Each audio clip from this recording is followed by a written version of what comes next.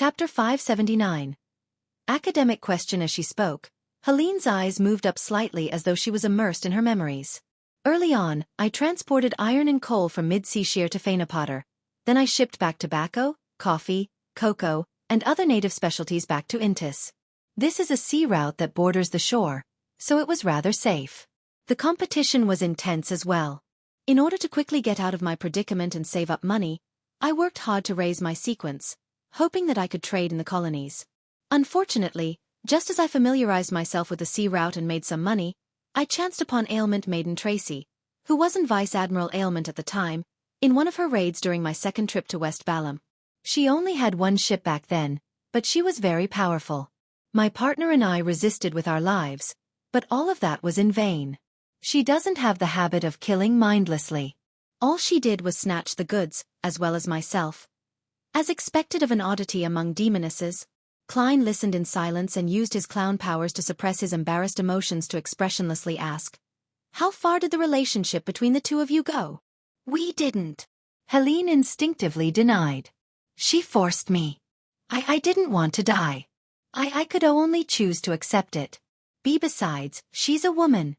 "Lady, there's no need to get so worked up. If I had asked if the two of you had a relationship that went beyond friendship, would you have jumped out? It's only because I'm kind enough and had considered your shame which had prevented me from being so direct." Sigh. Under the facade of the crazy Gairman Sparrow is a gentlemanly me. That's the true me. Klein switched to asking without a change in expression, "What kind of food do you like? Are there any dishes you especially like? Do you prefer sweet or salty food, or somewhere in between? What food do you dislike? What food are you allergic to? Do you have any dietary restrictions? If you do, what are they?" These questions made Helene feel like she was in a dream, as though everything was surreal. She never imagined that the man would ask her such questions. It was like a pursuer was asking his crush what hobbies she had. No pursuer would ask such questions. These are all indirectly obtained from numerous chats, or are obtained by other means. No woman would like to be questioned like that. This is like a survey which Emperor Roselle created. What does he want? He's asking these questions without any expression. "I'm so afraid." Helene fell silent for a few seconds before answering them one after another under Klein's cold, unmoving gaze. Klein maintained his seating posture of leaning forward and continued asking, "How do you usually sit? Do you have any habitual motions?" The more Helene answered, the more panicked she became. She had the inexplicable feeling that answering these questions would make her disappear. By the time the perplexing and terrifying survey was done, she felt heavy deep down, constantly suspecting that a terrible outcome awaited her. "Why don't I risk it and jump off the carriage while he isn't paying attention?" Helene seriously considered the possibility. However, the man didn't seem to have any indication of attacking her, and this made her indecisive. She felt that there was hope to resolve the matter amicably. After grasping Helene's personality, habits and preferences, Klein turned the topic towards Vice Admiral Ailment. "What do you know of Tracy?" Helene fell silent as her mouth quivered a few times. She couldn't bring herself to speak. After the carriage continued on for quite a while, it was only then that she finally smiled ruefully. "She possesses excellent combat abilities. She's good at infiltration and curses, with her being capable of turning invisible and becoming light. She grasps the means of swapping bodies with a mirror or magic staff, as well as black flames and frost. She can make enemies in a certain range suddenly fall sick, including colds, pneumonia, gastroenteritis, and other illnesses. The longer the fight lasts with her, the worse the ailments inflicted. Some Beyonders might even directly die from a heart attack. She can also create invisible threads to control her enemy. She knows human anatomy very well. She can easily give people pleasure through contact, that kind of pleasure. She has an active charming ability that would make many pirates give up putting up a resistance once they're near her. She's often friendly, but she's cruel to her enemies. She enjoys destroying the perfection that others would wish to protect, making them suffer immense pain and torment. Helene didn't go into detail on how Tracy destroyed the state of perfection of others. There were many cruel stories and hilarious matters. This Ailment Maiden had once made her enemies, a father and son duo, kill each other, as well as instigate an enemy's wife to betray him and let him come across the scene. As expected of a demoness. She's a sequence 5 demoness who's one sequence higher than demoness of pleasure. Klein gained a basic grasp of Tracy's combat style, and he calmly asked again, "Does she have any mystical items?" "Yes. A bangle that's inlaid with diamonds. As long as she wears it, it's very difficult for Tracy to be injured." Helene hesitated before revealing Vice Admiral Ailment's secret. Klein asked a few other detailed questions as he straightened his body a little. "Tracy is helping the demoness sect perform human trafficking?" This was something he took great notice of when he heard Vice Admiral Iceberg Edwina mention it. The demoness sect cooperated with Zangwil, and it was related to the royal family. It involved an underground ruin whose location was unknown. Tracy helped them in the human trafficking. Balin, who was pointed out by the hanged man, was someone who orchestrated numerous disappearance cases of slaves and the disappearance of primitive tribes in the southern continent. With him appearing at the underground ruins, he would be a member of the upper echelons. The biggest human trafficker, Capim, had Beyonders who were of the Arbiter pathway protecting him. And this is a pathway controlled by the Lone and Fainapotter royal families, as well as their military. All of these matters that Klein was aware of linked together to form a line, but he wasn't sure what it actually exposed. Vice Admiral Ailment Tracy was a breakthrough point. "What demoness sect?" Helene asked in puzzlement. "You don't have to know," Klein calmly replied. "If you don't know what a demoness is and end up suspecting that the extremely charming Vice Admiral Ailment who gives you pleasure is a dirty and savage man, then I'm afraid that you would have lost control on the spot." "You don't have to thank me. I'm a good person," Klein lampooned inwardly. Helene suppressed her puzzlement and said while recalling, "In recent years, she's been busy shipping slaves. The other end of the trade is crazy Captain Connors Victor. Rumor has it that he and many human traffickers and slave merchants in Lone have a deep partnership." Crazy Captain Connors Victor. Klein remembered the nickname and name. He nodded and no longer spoke in a heavy voice. Instead, he said in a relatively gentle voice, "Did you involve yourself in such matters? Such as being a part-time pirate?" This very polite and amiable tone left Danitz trembling for some baffling reason.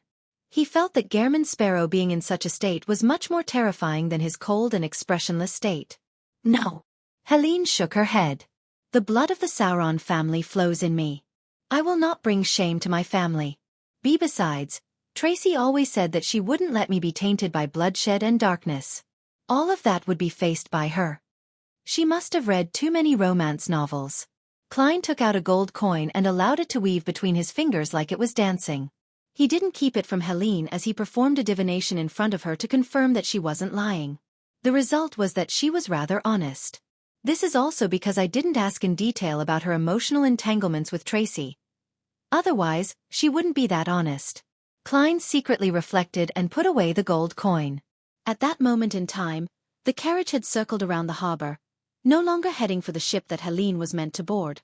Klein looked at the scenery outside the window and took out a small metal bottle. He handed it to Helene and said, "Use the liquid inside to wipe away your makeup." "Why?" Helene subconsciously asked. "This isn't something you should be asking," Klein leaned forward once again and said without expression. Despite feeling aggrieved and furious, Helene didn't wish to agitate the man and get on his bad side at such a critical moment. She could only remove the bottle cap and took a sniff at it to test if it was poisonous. "Can it be used directly?" she asked. Klein tersely acknowledged in the affirmative. Helene took out a white handkerchief and dabbed it with the bottle's liquid. Then, she began wiping her face and quickly cleaned away her prior disguise. Her aesthetically pleasing masculinity vanished and her contours became softer as Helene's original looks were presented before Klein. After careful observation, Klein calmly said, "Take off your hat and let down your hair." Helene furrowed her brows and had a nagging feeling that what followed would be unacceptable instructions such as taking off her clothes. She took a deep breath, removed her hat, and released her coiled red hair. Immediately, she appeared extremely feminine. Klein straightened his body and leaned back on the carriage wall before calmly instructing, "You can put on your disguise again." Is he a madman? After all this, he wants me to revert to how I was before? Helene didn't dare to voice her displeasure, afraid that the man would raise unacceptable requests. She hurriedly opened her suitcase and took out a mirror to look at herself. The makeup has been removed so cleanly. She was stunned for a moment before she quickly put on makeup and coiled her hair. When the carriage came to a stop, she was already looking like a handsome young man. Klein nodded indiscernibly and looked out the window before retracting his gaze. One last question. What? Helene asked nervously. Klein raised his line of sight a little as his facial muscles moved. How big are your breasts? Helene was first taken aback before her face flushed red. This wasn't a redness caused by embarrassment, but an anger from wanting to punch the man in the chin. Klein didn't move his gaze as he calmly added, "It's an academic question." Noticing no sexual intent from his eyes, Helene inhaled and closed her eyes to answer the question. Klein secretly heaved a sigh of relief and took out a boat ticket and a stack of papers. New identification. Tickets to Tiana Port. Once you're there, buy tickets to Pritz Harbor. Helene glanced at him vigilantly before receiving the tickets and documents. She carried her suitcase and carefully alighted the carriage to see the ship she was taking. Klein followed behind her and watched her leave. From the corner of his eye, he saw Danitz trying hard to hold back his laughter. Chapter 580. Worm-tongue. Klein slowly turned his head and shot a glance at Danitz. The pirate with a bounty of 5,500 pounds immediately shut his mouth and clamped up. It was as though nothing had happened. After confirming that Helene boarded the liner without issues, he turned around and walked to the side of the carriage. He pretended to casually ask, "Did you hear the conversation?" No. A little, just a little." Danitz shook his head as he gave a hollow chuckle. Klein nodded slightly and said, "You have to remember. Otherwise, it'll be easy for people to see through you." "See through me?" Danitz raised his hand and pointed at his nose and said blankly. Klein said without changing his expression, "She's from the Sauron family. She has anti-tracking beyonder abilities. Together with her tics and behavior, it can be confirmed that she's a Sequence 7 from the Hunter Pathway, Pyromaniac. She's very similar to you, and you'll be able to do a good job acting as her." "Me? I won't be able to disguise myself like her. I'll be identified with just a look." Danitz jumped in fright. Klein held back his laughter and said in a deep voice, "I'll lend you creeping hunger." No. I have no experience in such matters. I won't be able to fool Vice Admiral Ailment's subordinates." Abnormally nervous and horrified, Danitz declined the mission. To him, this was an extremely embarrassing and dog's hit matter. Only a pervert or a madman would complete it without any qualms. Klein nodded in agreement and said without an expression, "Indeed, you are rather stupid." Danitz forced a smile. "Yes, I'm very stupid." Klein didn't say a word as he walked past Danitz and opened the door to the carriage. Danitz followed him with his eyes when he suddenly saw Gehrman Sparrow's hair turn red. He blinked his dull eyes and saw the man's facial contours turn soft and his eyes turning emerald green. His lips turned thin as they pursed, making him look frail and insecure. He had a masculine beauty and looked identical to Helene, who had just left. After watching Gehrman Sparrow enter the carriage, Danitz turned his head back as the corners of his mouth twitched. He was silent for a few seconds before he muttered silently, "What a madman." He changed into a woman without any hesitation. I have to say that Helene looks pretty good when disguised as a man. This beyonder power sure is useful. If I can receive an item like that and figure out what Captain's ideal type is, then I can make the corresponding changes and make her fall in love with me. But in that case, would the person that she falls in love with still be me? Danitz found himself pondering over philosophical questions until he heard a cough from the carriage behind him. He snapped to his senses and drove the carriage away from the harbor. He planned on making a huge detour before circling back. Inside the carriage, Klein wasn't as calm as he appeared. Although Helene was in male clothes, allowing him to temporarily not bother about the most embarrassing parts, he still felt quite embarrassed to have his face change into a woman's while squeezing out breasts. This left him feeling down and awkward. Sigh, a faceless change in appearance is very easy. The difficult part is apparently the mind. To act as a good faceless, I'll have to cross many mental blocks. If I don't, then I'll have to spend a great deal of time to act as a real person for many years. My identity has to be recognized by everyone as I fully immerse myself into that character until I almost treat it like it's real. This is more challenging on my bottom line. It's crazy and warped. To speed up my progress, I have to overcome a certain number of obstacles. Klein pulled out a suitcase from under the carriage's seat. He rummaged for some cloth and clothes before replicating Helene's disguise. He could have gotten Danitz to act as Helene and borrow the mystical item with the faceless beyonder characteristic from Justice for a few days without a problem. However, that meant that there was a high chance of Danitz facing Vice Admiral Ailment Tracy directly. Without the clown's powers, it was almost impossible for him to hide it from her, putting his life in extreme danger. It was impossible for Klein to make others bear such huge risks for his own matters. Therefore, he could only challenge himself and do it himself. Soon, he looked identical to Helene. Under the black top hat was a handsome androgynous face with soft and pronounced contours. His emerald green eyes looked as beautiful as gems. He adjusted his build, making himself shorter by a few centimeters and narrowing his shoulder width. His frame shrank and he looked like he had lightened significantly. His current appearance quickly surfaced in Klein's mind with his clown powers. It's still not bad. There's not much to it. Perhaps it's because I'm not in female clothes, so it doesn't feel much different from turning into Gehrman's Sparrow, Danitz, or someone else. I just look prettier and have some discomfort in my chest. If I look like that on Earth, I wouldn't have needed to worry about not having a girlfriend. He mocked and consoled himself as he curled the corners of his mouth. What looked like a normal action on Gehrman's Sparrow now looked pitiful and sorry. Fuck. Klein cursed silently as he quickly adjusted his state of mind. Bit by bit, he immersed himself into the state of true acting. With the passage of time, he discovered that the resistance he had lessened significantly. Following that, he felt relaxed and calm as though the potion had harmonized itself further. And that meant that the speed of his digestion would speed up. It really is useful, Klein said silently as he got up and took 4 steps counterclockwise. He went above the gray fog and once again confirmed the danger level of his upcoming operation. After returning to the real world, he switched to using Helene's voice and deliberately suppressed it. Head to Pier 6 at the harbor. Danitz didn't find anything amiss, but he suddenly came to a realization after changing directions. He couldn't help but tremble. It's like the real person. I wouldn't be able to distinguish him if the day comes where he transforms into Captain to fool me. After a while, the carriage re-entered the harbor and went to the liner which Helene was originally meant to board. But it didn't truly approach it and had instead circled around to a nearby warehouse. Danitz jumped off the carriage and knocked on the warehouse's door, according to a prior agreed pattern. Out came a group of dock workers who were clearly of native blood. Following that they made way. After confirming that there wasn't anything amiss, the bald member of the resistance, Kalat, came out on a wheelchair. Where is she? He looked at Danitz as he asked. Through Helene's matter, Danitz had successfully established communications with the resistance. Danitz laughed mischievously. In the carriage. She's been drugged with medicine that makes her lose her strength. Its effects will last another 10 hours.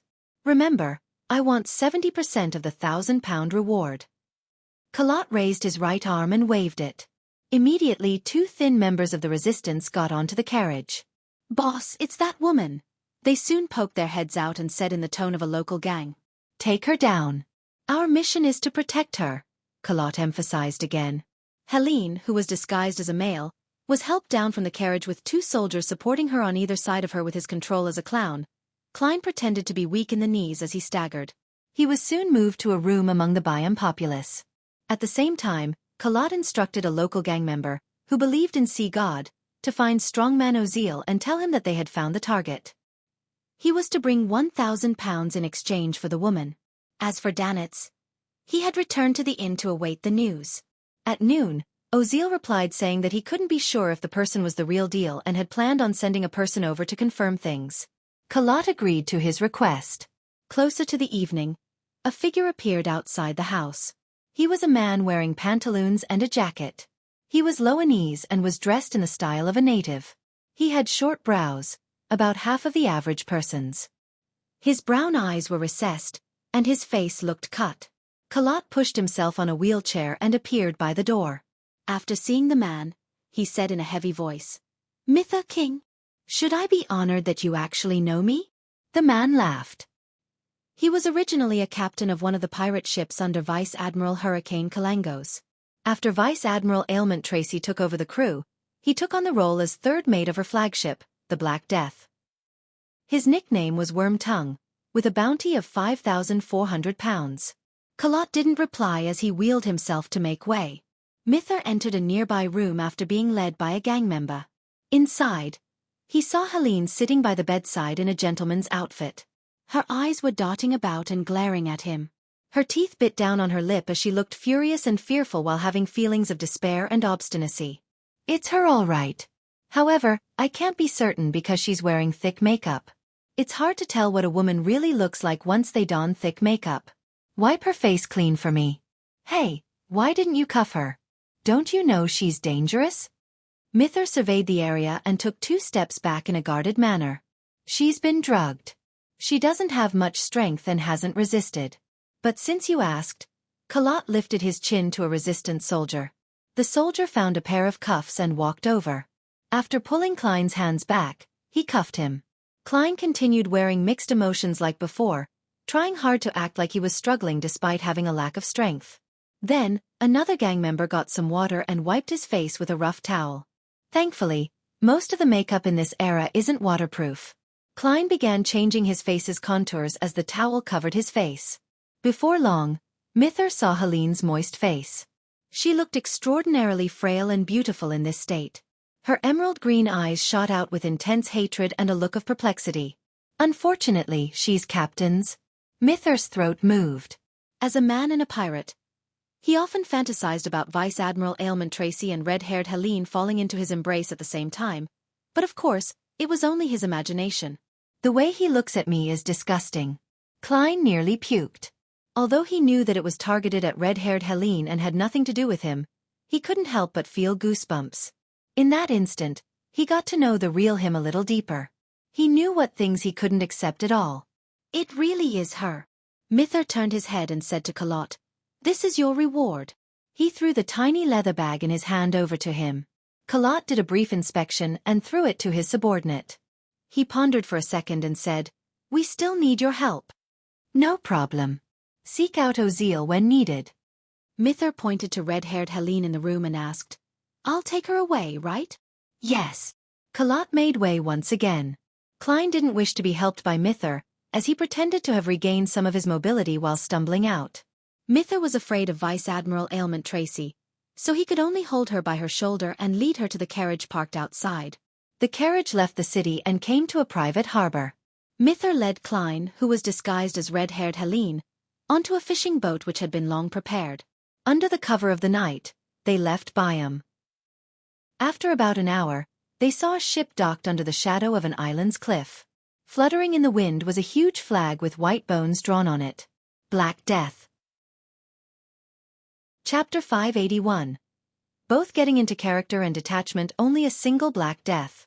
The other ships are anchored beyond the Rorsted Archipelago's confines because they're afraid of being discovered? This is good news. Klein retracted his gaze and deliberately bit his lip to express his agitation. After taking a glance at Helene's side profile, Mithra lit a torch and began swinging it to signal to the flagship. Before long, a dinghy came and took him and the disguised Klein back to the Black Death. As the dinghy was being hoisted up, Klein boarded another pirate admiral's flagship. Under Mithra's lead, he entered the cabin. Waiting for them up ahead was a blonde female attendant. She glanced at Helene with a cold stare before pointing sideways to the room. "Go in." This attitude. It's like meeting a love rival in the flesh. Both men and women fall to this Vice Admiral Ailment's charm.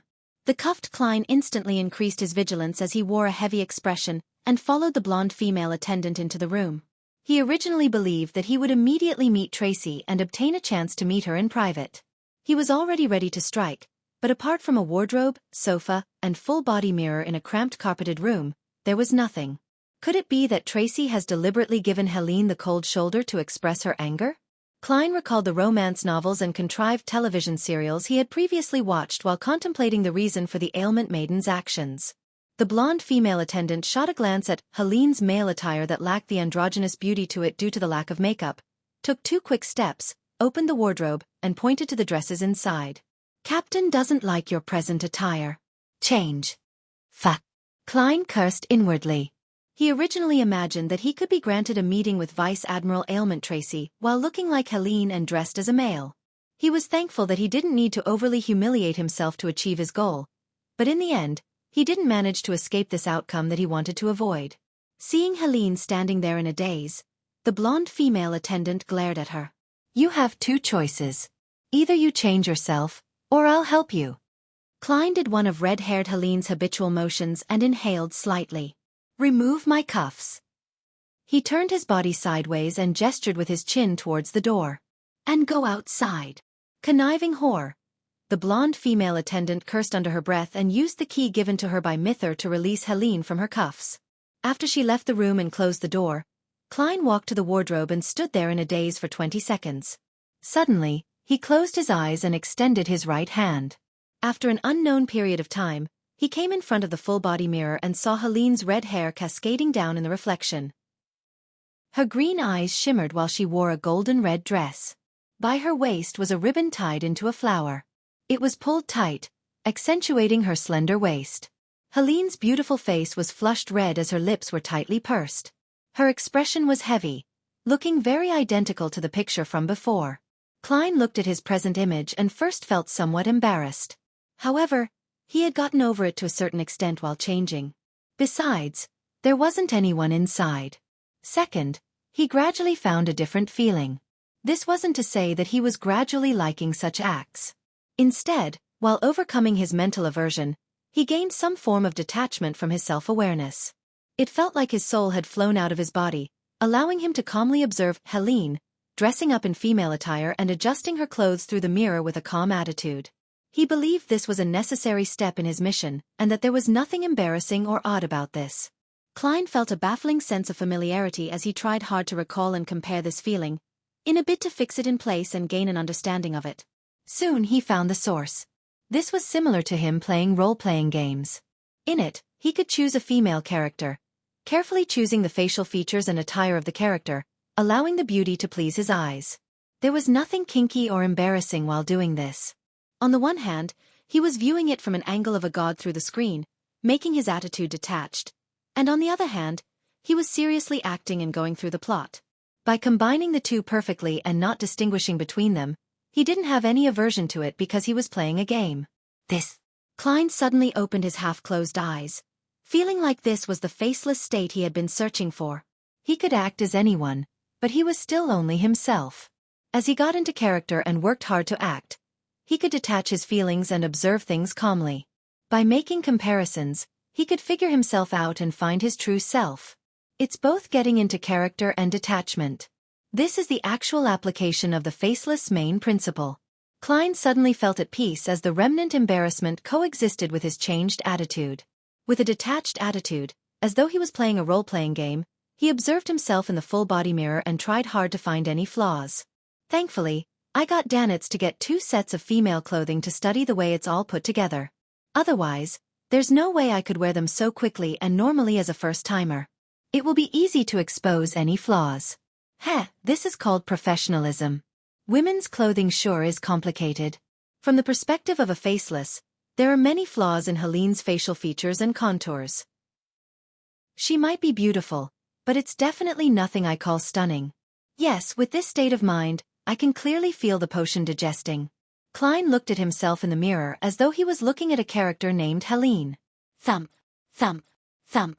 The blonde female attendant banged on the door and asked impatiently, "Are you not done?" Klein's face instantly sank, as though she hadn't returned him the 10,000 pounds she owed him.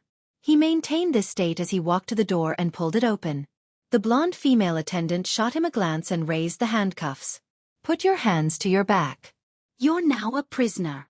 As red-haired Helene was on the Black Death, she wasn't afraid that she would bring her any harm. All she wanted was to humiliate her as much as she could. Klein grunted and half-turned his body, putting his hands to his back. He felt relaxed because the woman wasn't paying too much attention to his attire. After putting on the cuffs, he was led by the blonde female attendant to the entrance of the captain's cabin. The door was half open, allowing a fragrance of warmth emanate outside. It wasn't too strong, but it was sufficiently long-lasting. It was a scent that kept pulling one back as they would involuntarily wish to head to bed for pleasure. The blonde female attendant knocked on the door and was just about to say a word when a gloomy but sufficiently beautiful female voice sounded from the inside. "Let her come in alone." The blonde attendant's face instantly sank as she pushed open the door, signaling with her eyes for Klein to enter. The moment of truth is here. Klein took a deep breath and stepped into the room. The door behind him closed with a thud, isolating the inside from the outside. Klein walked across the thick carpet and, using the candlelight from the golden candle racks, saw a rather beautiful lady sitting behind a desk while leaning back. She was wearing beige trousers with her feet extended diagonally while crossed.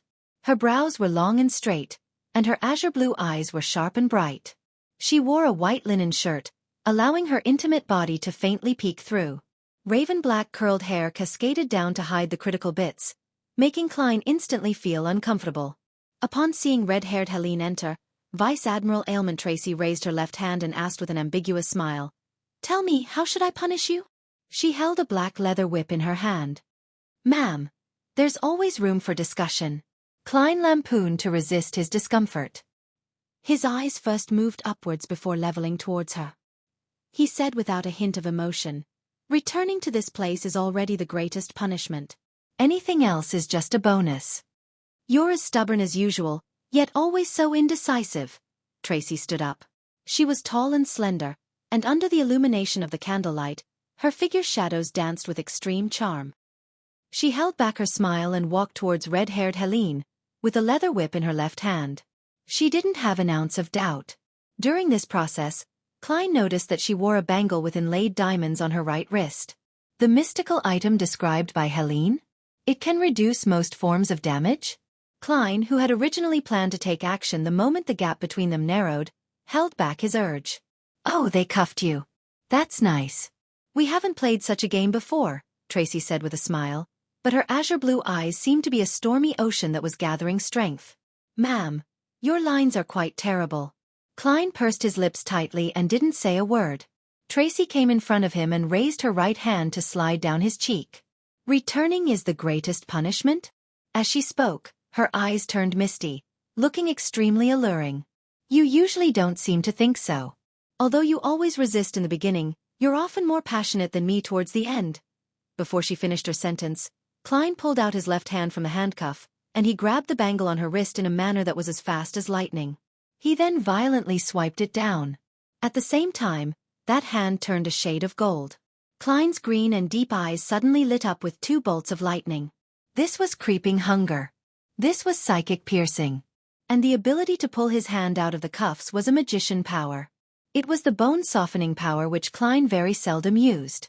He had long made plans and preparation for what he would do after infiltrating.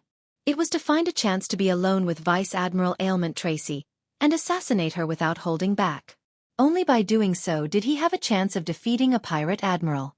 Only by doing so could he severely injure and capture her. And even if it couldn't be done, he didn't mind killing her. He was already very accustomed to channeling spirits above the gray fog. He wasn't afraid of not being able to obtain the intelligence he needed. A human trafficker didn't deserve any pity. In addition, in order to prevent himself from tripping himself up, he only brought the most difficult to detect creeping hunger, which was good at disguising itself. The other mystical items were placed in the mysterious space above the gray fog. Furthermore, he was on the Black Death with several opposing Beyonders on board. He had to finish the battle as quickly as possible. This was also to avoid being taken down by Tracy's ailment powers. The longer he fought her, the worse the ailments inflicted on him would be. In that instant, the bangle with inlaid diamonds was removed from Tracy's wrist. Klein's green eyes flashed with lightning while the beautiful and charming Vice Admiral Ailment remained in a daze. All she did was instinctively dodge.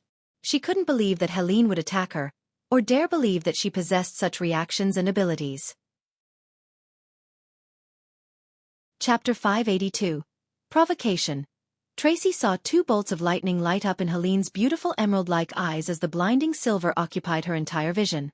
Her beautifully contoured chin was suddenly lifted as though she was about to let out a tragic scream. However, she stiffened on the spot, shattering like a mirage. The full-body mirror placed in the room cracked and quickly crumbled, scattering to the floor. Mirror substitution spell. Tracy's figure, in her pure white shirt, beige trousers, and black leather boots, appeared in the corner where the full-body mirror was located. Before she could catch her breath, she heard heavy footsteps and saw red-haired Helene's dress fluttering to the back as she charged forward like a chariot. The glove she wore on her left hand was pale and gloomy green. Klein had already switched to a zombie state. His muscles were taut, and his strength had increased substantially. His sleeves fluttered as he clenched his fist tightly before throwing it at Vice Admiral Ailment Tracy like an iron hammer. Bang! Bang! Bang.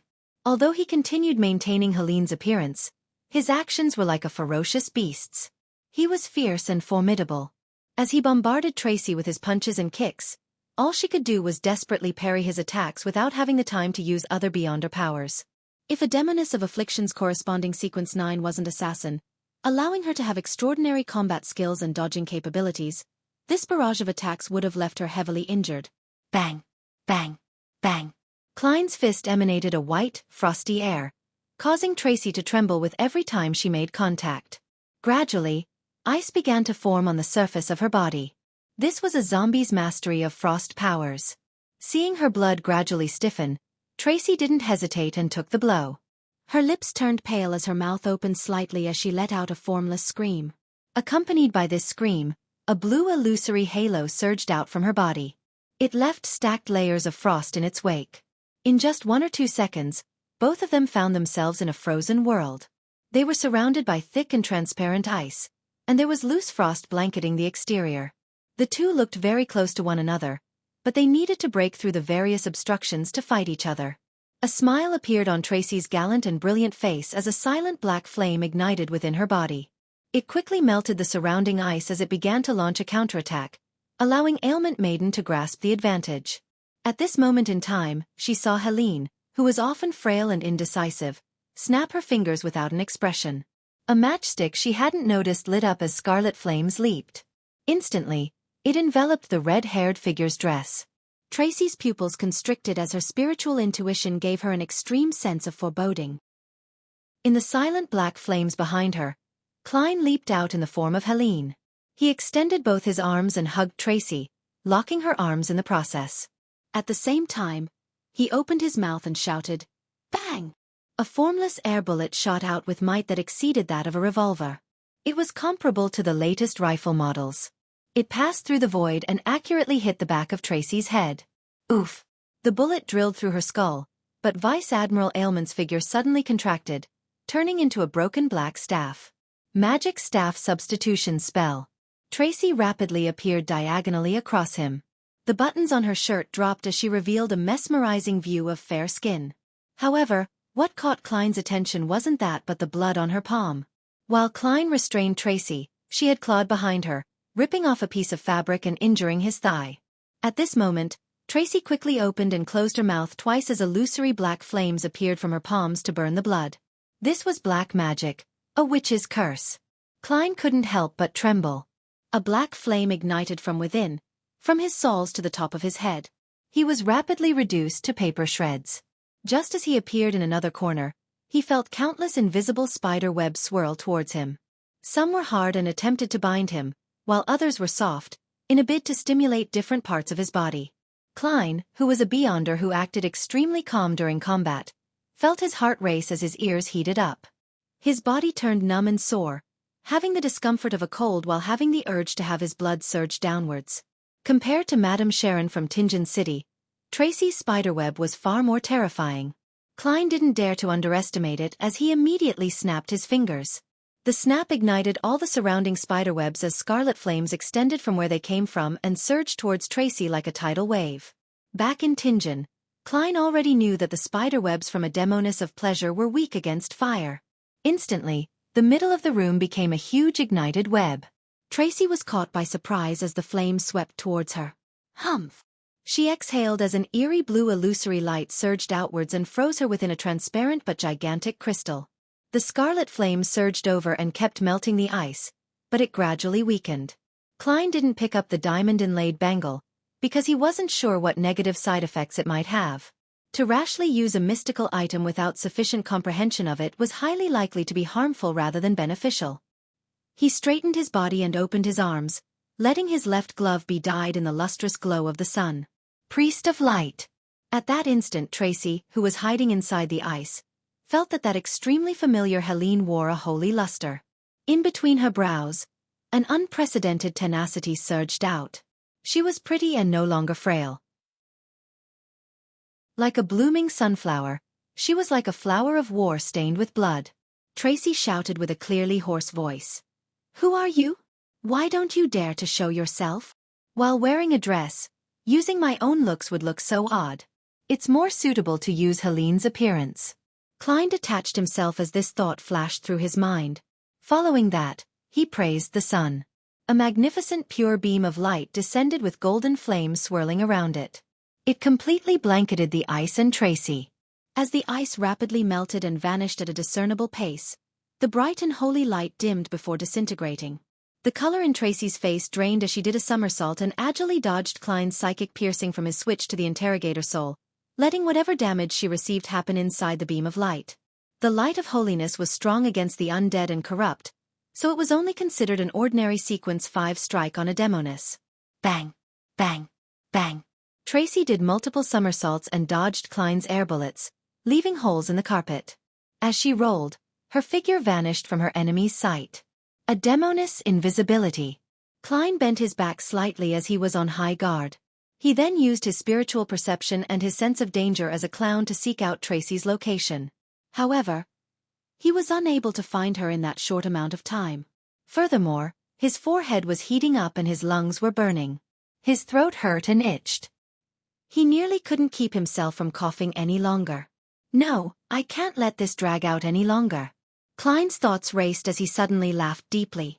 He then used a stiff male's voice and said, "Helene told me your secrets. She also told me all of her secrets." Before he finished his sentence, his spiritual perception was triggered. This was because he discovered an intense emotional fluctuation in a particular corner. The emotions of rage and hatred were impossible to hide from him. Klein immediately turned around and looked over. Instantly, layers of golden scales appeared on his left glove. His eyes were tainted with a pale gold color as his pupils turned vertical. Silently, Tracy's figure was outlined as she wore a painful and twisted expression. Her extremely feminine raven-black curly hair grew uncontrollably as they spread in every direction. Psychiatrist's frenzy. Tracy, whose emotions had been stirred, nearly broke down when faced with such an attack. She temporarily lost her reasoning. Klein took the opportunity and snapped his fingers. An air bullet crossed the distance between them, heading straight for Tracy's face that remained beautiful despite the twisted expression. Suddenly, a wisp of thick, raven-black hair swept over, changing the trajectory of the air bullet. It struck Tracy in the left shoulder, causing her clothes to tear and blood to spurt. Even her bones were exposed. Ah! Tracy let out a shrill cry as immense amounts of black flame spewed out of her body and enveloped her. Following that, thick ice crystals formed outside the black flames. Beyond it, raven-black curly hair that frantically grew wrapped Tracy, the black flames, and the ice in thick layers. It seemed to form a gigantic cocoon made of human hair. Bang! Bang! Bang! Klein's air bullets shot out one after another, but they only penetrated the black hair and got stuck in the ice. He paused and made his left glove emit the brilliance of the sun. At that moment his throat itched. Unable to control himself any further, he began coughing violently. He failed to produce the attacks he was preparing to deliver. Inside the black-haired cocoon, Tracy had recovered her senses. She raised her voice and shouted sharply, "Enemy assault! Enemy assault!" At that instant, Klein paused for a second. In his moment of adrift thoughts, he felt as though he had returned to Backland, returning to the first time he encountered the devil dog. He knew he wasn't its match and could only shout "Murder and save me," before successfully escaping from the danger. At that moment in time, Tracy's cries had the same effect. Even if there weren't a dozen Beyonders on the Black Death, the number was close to that. Furthermore, there were relatively many Beyonders of relatively high sequences. Indeed, killing a pirate admiral in a short period of time is too difficult, even if it's an assassination. Klein coughed twice and snapped his fingers. He stopped attacking and hesitating. He turned and ran for the window in the captain's cabin. The last thing he noticed was the diamond-inlaid bangle, but he didn't dare to retrieve it. Firstly, he was afraid that the severe negative effects would affect his escape, and secondly, he was afraid that Tracy would be able to lead a bunch of Beyonders to pursue him with the help of the item's location after she recovered. A pursuit at sea would then unfold. "I can't be greedy." Klein turned his head and smashed through the window and fell onto the deck. Two pirates happened to come over as they thrust their cutlasses forward. Oof! Oof! Their cutlasses pierced through a paper figurine. Klein's figure instantly appeared behind one of the pirates, as he extended his left hand, opening up a ferocious and creepy mouth on his palm. Creeping hunger bit down on its food, while Klein lifted the pirate up before other Beyonders rushed over. He took wide steps and ran to the shipboard. Under gunfire, he plunged into the dark sea under the night sky. Chapter 583. Contingency Plan. The ice-cold water instantly inundated Klein, drenching his golden-red dress and making him sink like a rock. At the same time, creeping hunger had already finished eating the pirate, lightening his load. Klein didn't attempt to float up and had instead continued sinking downwards. He could faintly hear splashing sounds across the distant waves. Apparently, pirates from the sailor pathway had engaged in pursuit. This was their home ground. They could act like fish in such environments for a very long period of time. Klein wasn't alarmed. As a magician who never performed unprepared, he had obviously thought of his escape plans if he met with failure. After all, there was nothing guaranteed about such matters. To do his best acting as Helene and not be discovered by Vice Admiral Ailment Tracy, he had not only left the other mystical items and cache above the grey fog, but he had even done so for the charms that came under the water and wind domain that he recently made. However, this didn't affect him. As a god, a blessed, and a believer trinity, he had many miraculous methods to deal with the corresponding situation. He quickly made creeping hunger turn pale and be dyed in a gloomy green. The surrounding seawater froze, forming layers of frost. Before the frost completely turned into ice, Klein spread his wing muscles and spread out his arms. With the strength of a zombie, he shattered the frost, sending them slightly further away. This way, he temporarily produced a narrow space that didn't have any seawater around him. The water instantly surged backwards to fill the space. Klein extended his left palm and released the terrifying cold and spread it out, creating layers of ice walls. For a brief moment, he seemed to be encased in an ice prison. He could stand in it and produce sound, but he was only limited to that tiny space. Klein immediately took tiny steps in a counterclockwise fashion while murmuring, "Blessings stem from the celestial worthy of heaven and earth," before rapidly letting his spirit body go above the grey fog. Just as his body appeared at the fool's high-backed chair, he immediately picked up the sea god's scepter which he had placed on the table. Without needing to identify anything, he selected the point of light representing Gehrman Sparrow, who had recently been promoted to a believer of sea god. Through a previously established connection, he raised the short milky white scepter and made the blue gems on it emit a blurry luster.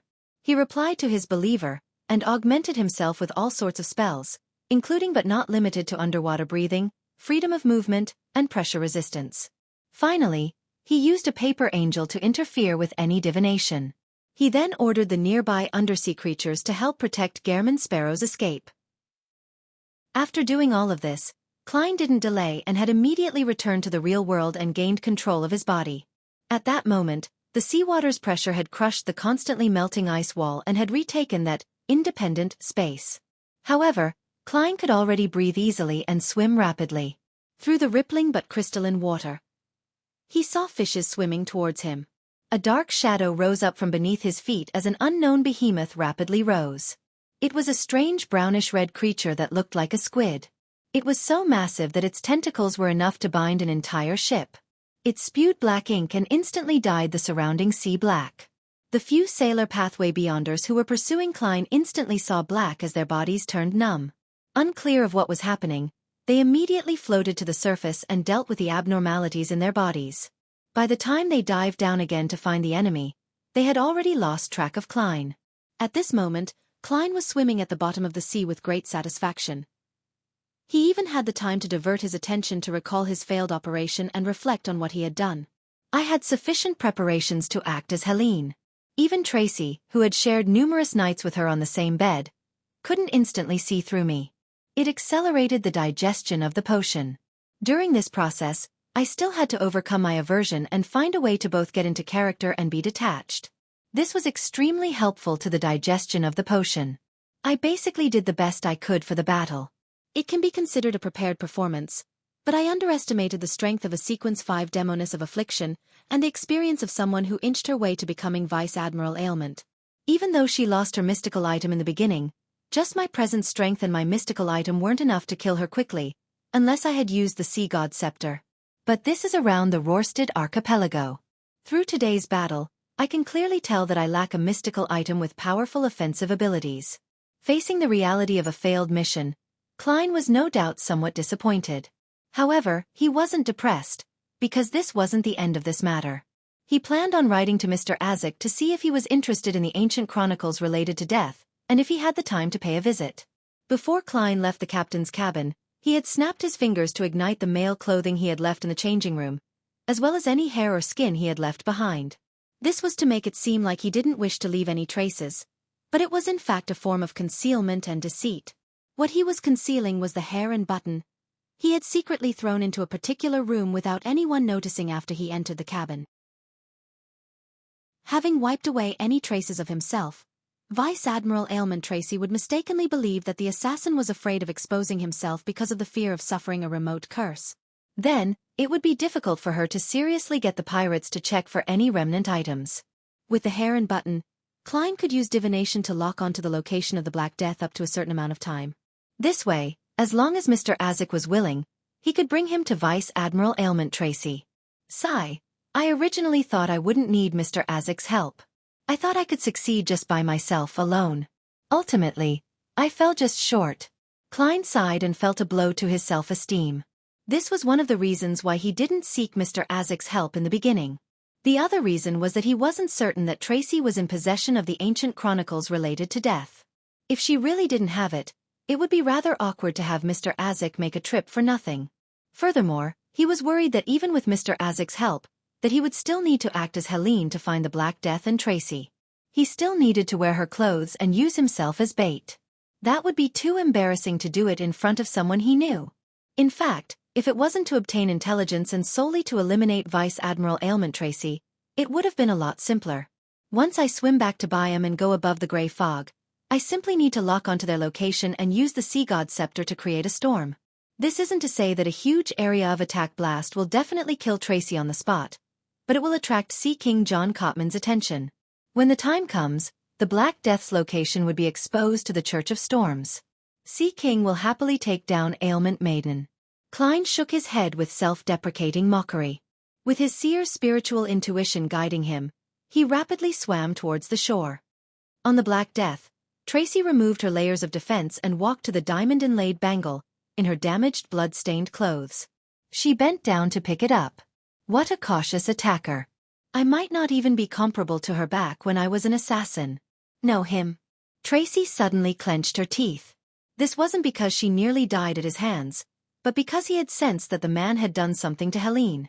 According to the way Emperor Roselle put it, she suspected that there was something green growing on her head. Helene, are you really that cold and heartless? No, perhaps she was forced.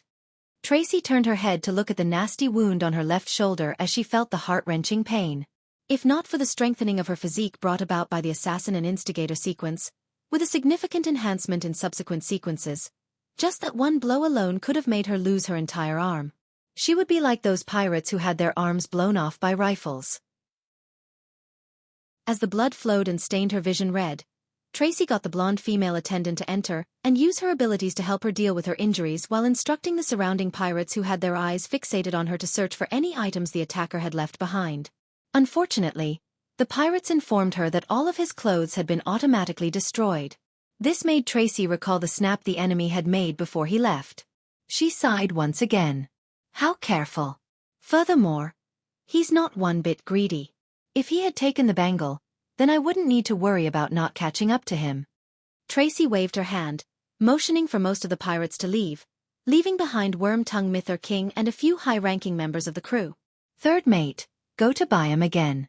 Perform a thorough investigation to figure out where the resistance found that Helene, Tracy ordered in a solemn voice.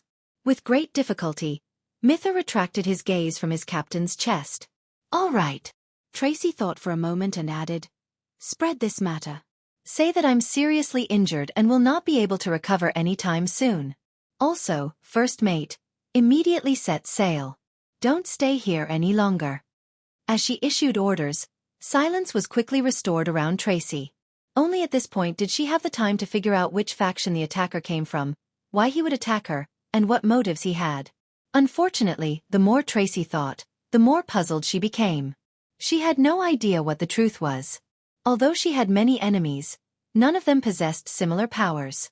Finally, she found a clue as she muttered to herself, creeping hunger.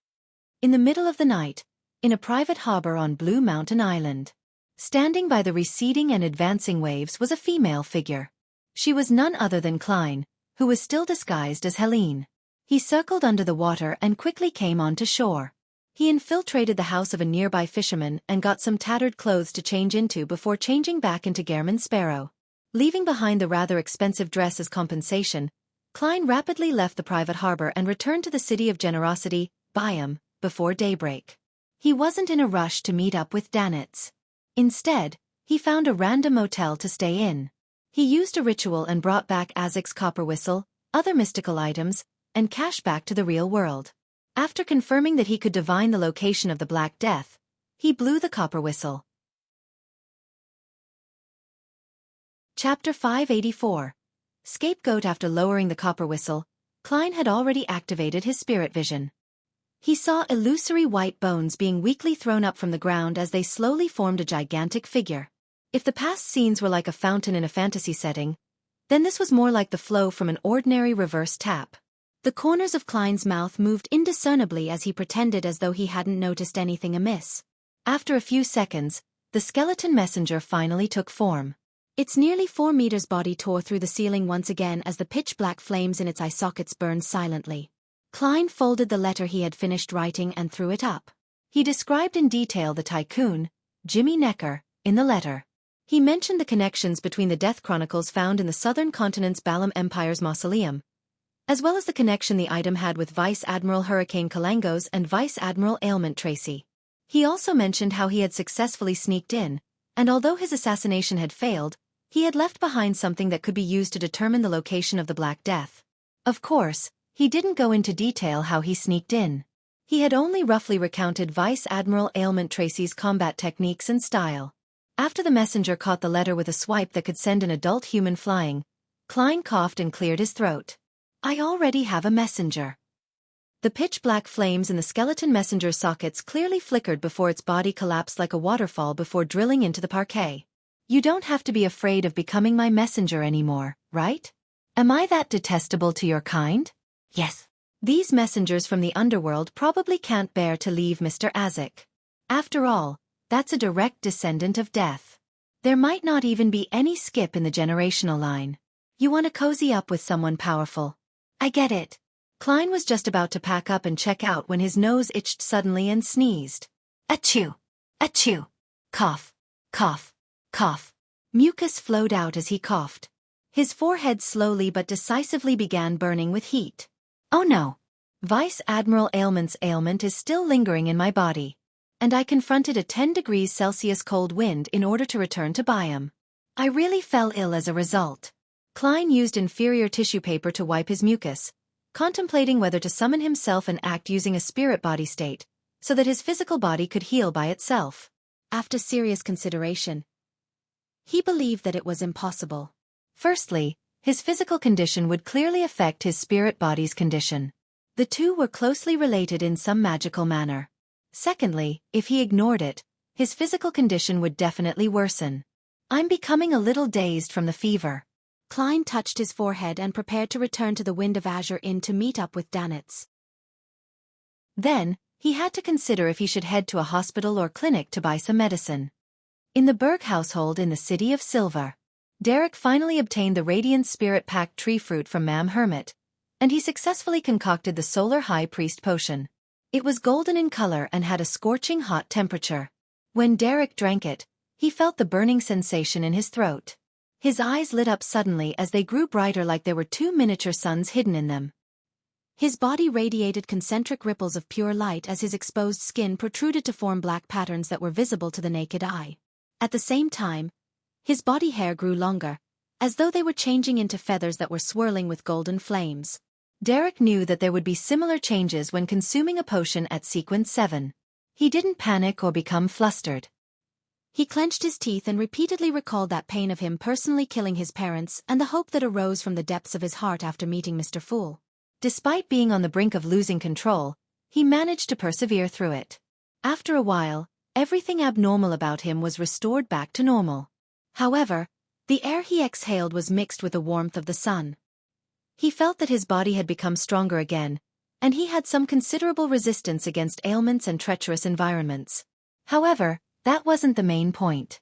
Derek liked the various theurgical knowledge that appeared in his mind. They included Fire of Light, Horror Immunity, Holy Oath, Cleave of Purification, Sun Halo, Holy Light Summoning, Holy Water Creation, etc. Derek paced around in delight as he felt that the related theurgical spells he had were very suitable for him in dealing with the evil monsters that hid in the dark. He didn't hide the news and immediately ran to the Twin Towers and recorded the information of his advancement. This way, after a preliminary inspection, he would have the qualifications to helm a small patrolling team as its captain. He could come into contact with more of the City of Silver's information. This includes the method to removing the mental corruption of a Beyonder characteristic, which Mr. World wants. While Derek was answering the registration clerk's various questions, he couldn't help but recall the promise that he hadn't been able to fulfill all this time. Owing something to others often left him uneasy and uncomfortable. And now, he could finally see the light that could restore his calm. In the Amiris Leaf Bar, Worm-Tongue Mythur King was holding a cup of red wine. He sat across from the elderly strongman Oziel, crossed his right leg, and leisurely asked, "Did you figure out anything specific?" He had been instructed by his captain, Vice Admiral Ailment Tracy, to return to Byam and investigate the fake Helene. For this, he found Oziel who had originally issued the mission. He couldn't directly seek out the resistance, because there was a small chance that they were cooperating with the fake Helene. To question them in person was no different from directly bringing his head to the Governor General's office in exchange for the bounty reward. Oziel pulled a chair and sat down. "They didn't hide anything, but I can't be sure if they're speaking the truth or not. As you know, I prefer using fists rather than brains. They said that Helene was brought over by Blazing Danitz. He represented Vice Admiral Iceberg and hoped to establish a cooperative relationship with the Resistance. They wanted to provide a certain amount of help, and Helene was a way to express their goodwill." Blazing Danitz? Vice Admiral Iceberg. Mythur ruminated over the two names as his expression slowly turned solemn. He leaned back into his chair as he knitted his brows bit by bit. As one of Vice Admiral Hurricane's former captains, he was now the third mate of Vice Admiral Ailment's flagship. He was no stranger to the other pirate admirals, and he knew that Vice Admiral Iceberg was powerful and had a rich collection. With just one ship and a few subordinates, she was able to resist the other pirate admirals. In terms of strength, she was a little stronger than two of his bosses. More pertinently, Vice Admiral Iceberg seldom involved herself in the conflict between pirates. She sought information and explored the unknown to seek out treasure. She was more like an adventurer than a pirate. Why would she suddenly want to assassinate Captain? This doesn't suit her character. She previously suffered a setback because of Admiral of Blood's rumors. She should be focusing on seeking revenge on him. Mythur took a sip of red wine as he rubbed his forehead with his other hand. He temporarily stopped thinking about Vice Admiral Iceberg, and he placed his attention on Blazing Danitz. As he carefully recalled, his pupils suddenly shrank. He discovered that there were some recent problems regarding this fourth bosun of the Golden Dream he was familiar with. He laid a trap and killed Steel Mavady, Blood Brambles Hendry, and Calm Squall. His bounty was raised to 4,200 pounds, and in a short period of time, he got embroiled in some matter, causing his bounty to rise again, reaching 5,500 pounds. "This has already exceeded my bounty," Mythur thought to himself silently as Blazing Danitz's figure surfaced before him. He found him mysterious and terrifying. He advanced. Or did he receive some great benefits because of something? Mythur leaned forward and put down the cup. He whispered seriously, "I originally treated his bounty increase as a joke. But reality has informed me that Blazing Danitz is a great pirate worthy of a 5,500-pound bounty." Mythur looked up and said to Strongman Oziel, "Help me seek out intel on Blazing. The recent ones." In the luxurious suite in the Wind of Azure Inn. When Danitz opened the door and saw Gehrman Sparrow, he glanced around warily before making way. "How was it? Did the hunt succeed?" he asked in excitement and curiosity after closing the door. "Vice Admiral Ailment is a famous beauty. Back when I saw her, she was even more charming than I imagined. What a pity if she were to just die like that. She should be locked up forever without parole. Pooey! How can she be prettier than Captain? Those with looks like her are plenty in the Red Theater." Contradictory thoughts ran through Danitz's head. Klein clenched his fist and placed it to his mouth before coughing violently. After calming down, he answered coldly. Almost. What a pity, Danet sighed. But deep down, he was thinking, this madman, Gehrman Sparrow, is really strong. He infiltrated the Black Death to assassinate Vice Admiral Ailment but was only just fell short of success. Even though he failed, he successfully returned almost without any injuries. One had to know that the reason why every pirate admiral was famous throughout the 5 seas, being second only to the 4 kings, wasn't only because they themselves were strong. It was also because they represented a crew, a force to be reckoned with. They had many Beyonders under them. To be able to escape from the Black Death after a failed assassination had indicated that Gehrman Sparrow was in no way weaker than any pirate admiral. Is creeping hunger really that powerful? No, even if I were in his shoes and had creeping hunger, I wouldn't be able to go that far. Danitz was increasingly convinced that his choice of not resisting during his first encounter with Gehrman Sparrow was extremely wise. Klein coughed twice again and prepared to instruct Danitz to buy some medicine for him from the hospital. He then recalled that the cause of his illness was complicated. The medicine provided to him without a doctor's careful examination might not be effective. Even the many medicines that Emperor Roselle had previously invented were the same. If it wasn't because it's impossible to use the gray fog to establish a remote treating system, I really wish that I could consult Emlyn White to make me some medicine. Klein went to the washroom to wash up and change into his original clothes and burn the clothes he obtained from the fisherman. Upon seeing him come out, Danitz went over with a paper bag and said in a sycophantic manner, "This is the 700 pounds they gave." At this point, he and Klein heard someone knock on the door. It was Captain Elland. When the captain rushed into the room, he gave Gehrman Sparrow a deep look and suppressed his voice. "I planned on returning to Pritz Harbor, but I received a piece of intel. Something huge seemed to have happened at Bansi Harbor." Chapter 585. Buying medicine. The Church of Storms has finally taken action on Bansi Harbor? Klein clenched his fist and placed it to his mouth before coughing. He asked calmly without any qualms, "What happened?" Elland didn't notice any abnormal reaction from Gehrman Sparrow. He retracted his gaze and surveyed the area. "I don't know what exactly happened. I only know that it might have involved the upper echelons of the Church of Storms. And for a period of time before that, all routes that lead to Bansi Harbor were cancelled. This might have been a so-called omen." Involved the upper echelons of the Church of Storms? No, it should be the most elite forces. I suspect that the pontiff of the Church of Storms, that grounded angel, had personally taken action. He might have even used a Grade 0 sealed artifact. After all, he might be facing a king of angels, one that's even older than the 4th epoch, as well as his descendants. Klein nodded and calmly asked, "What's the outcome?" He wasn't the least bit surprised that the Church of Storms had only taken action on Bansi Harbor in the past few days.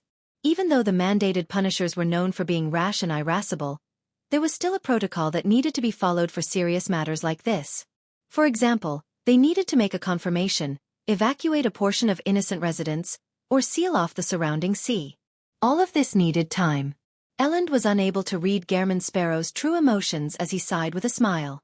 There won't be a Bansi Harbor for a very long period of time. As expected of the Church of Storms. Klein secretly clicked his tongue, feeling even more curious about the detailed process. He wanted to know whether Red Angel Medici had appeared, and if he really was sleeping near Bansi Harbor. He wanted to know if he had been wiped out by the Church of Storms and wished to know what happened to the natives in Bansi Harbor. He wanted to know what it meant for them to speak in such a staccato manner, and he wished to know what secrets were hidden in the Green Lemon restaurant and the telegraph office.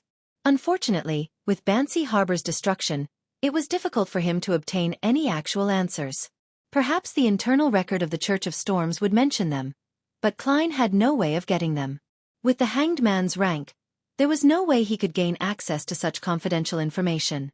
"I'll have to nurture Mr. Hanged Man into a high-sequence demigod before I can know the answers to my questions." Klein sighed silently and said without a change in expression, "That place is indeed very dangerous." Before he finished his sentence, his throat itched as he coughed violently. "You fell ill?" Elland asked, puzzled. He originally imagined that Gehrman Sparrow was like him, a Beyonder whose physique had been considerably enhanced. It was unlikely for Beyonders like them to fall ill before they grew weak from age. But from the looks of it, his previous guess might have been wrong. Klein answered tersely without giving an explanation. A question of no value or meaning. It would be odd if he isn't ill after an intense battle with ailment maiden. Danitz grumbled in contempt from the side. Ellen chuckled and said, I can recommend you an apothecary that's better than a hospital or clinic. That's his beyonder job. He has a tiny herb store in the alley diagonally across Red Theater. He's known for selling male enhancements, but that's not what he's best at.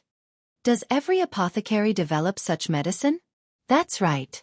It's absolutely one of the most profitable medicine-based businesses.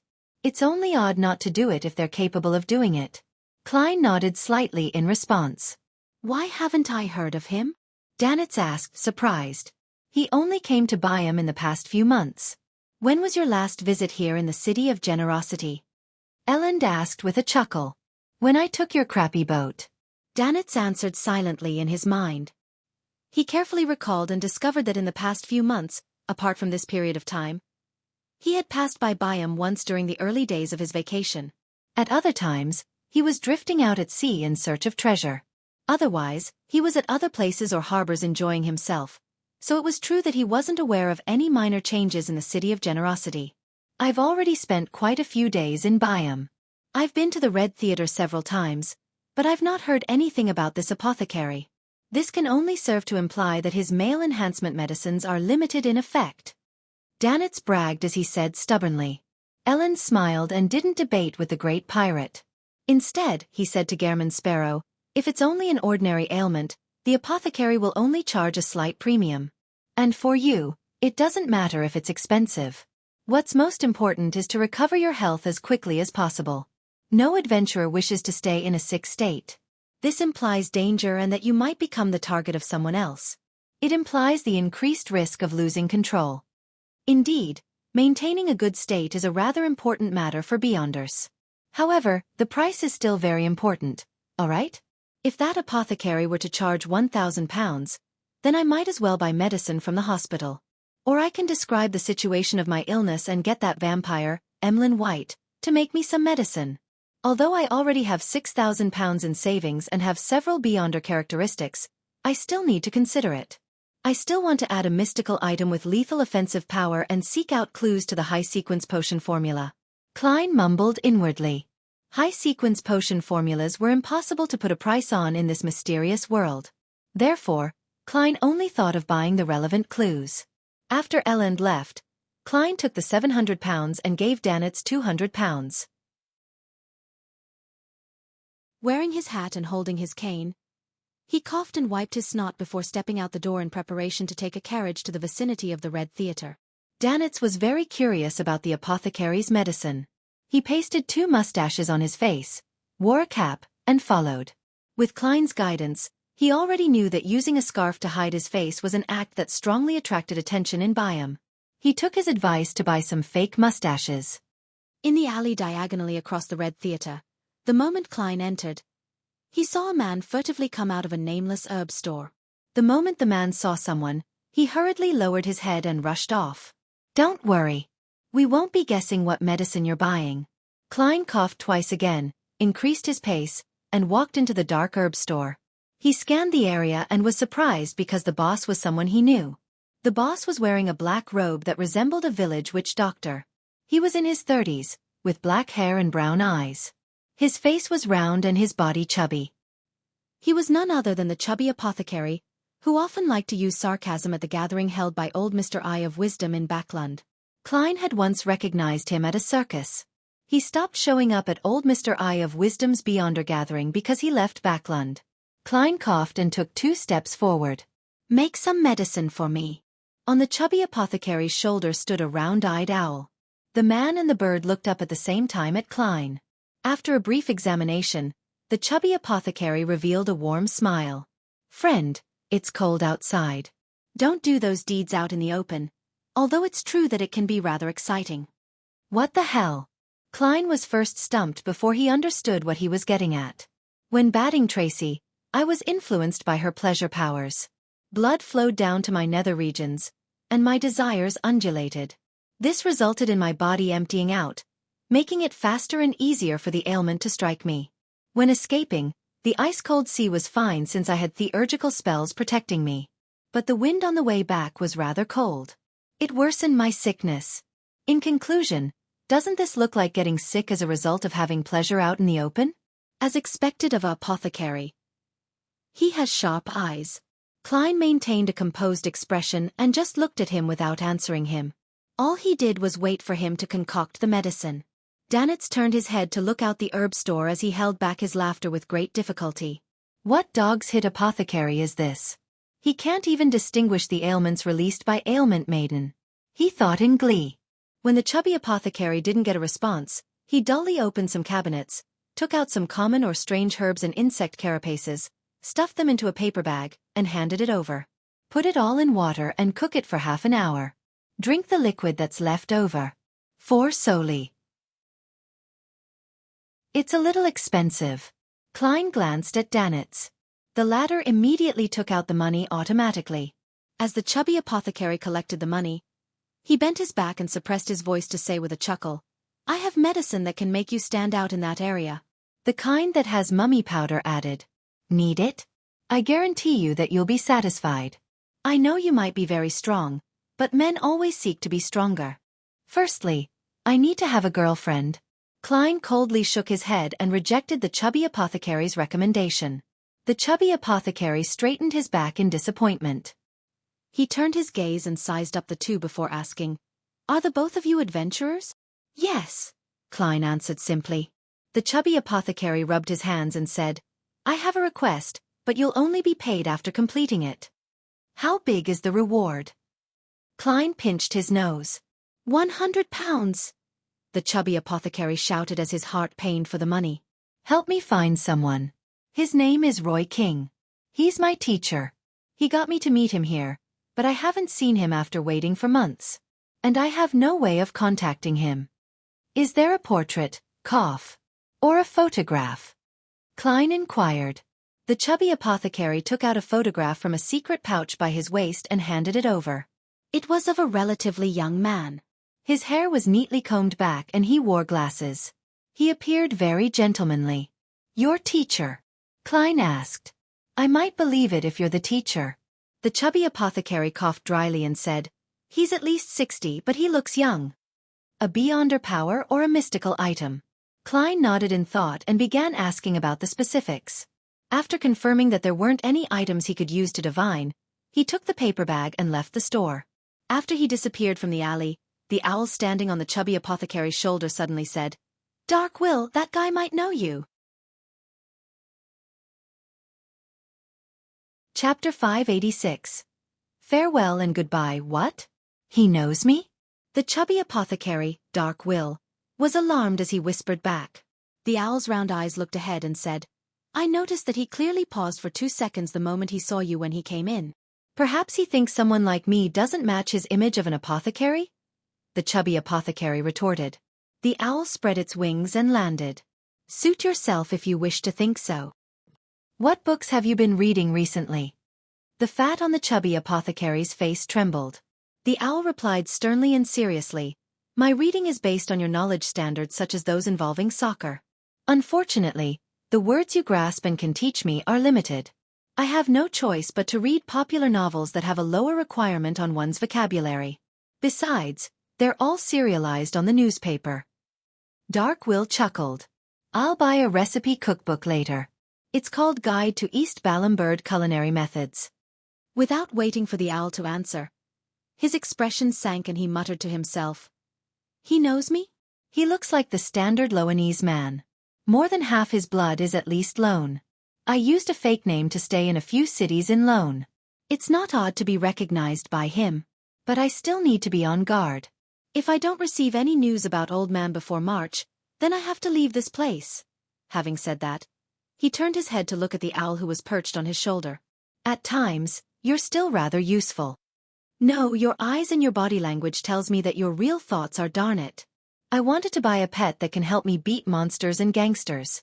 I sought out beyonder ingredients of a potion recipe according to the standards of a dragon, but I ended up getting a silly bird who only knows how to read newspapers and plays. Darn it. I want to stuff another potion down its throat. The owl repeated like a parrot by mimicking the chubby apothecary's tone. Darkwill's expression stiffened for a few seconds before he chuckled. It's good that you know this, silly bird. If I didn't have the powers of a beast tamer, you wouldn't have even managed a single potion. Inside the herb store, the man and bird fell into silence. After a while, the owl pretended as though nothing had happened as it asked, Darkwill, is it really going to work?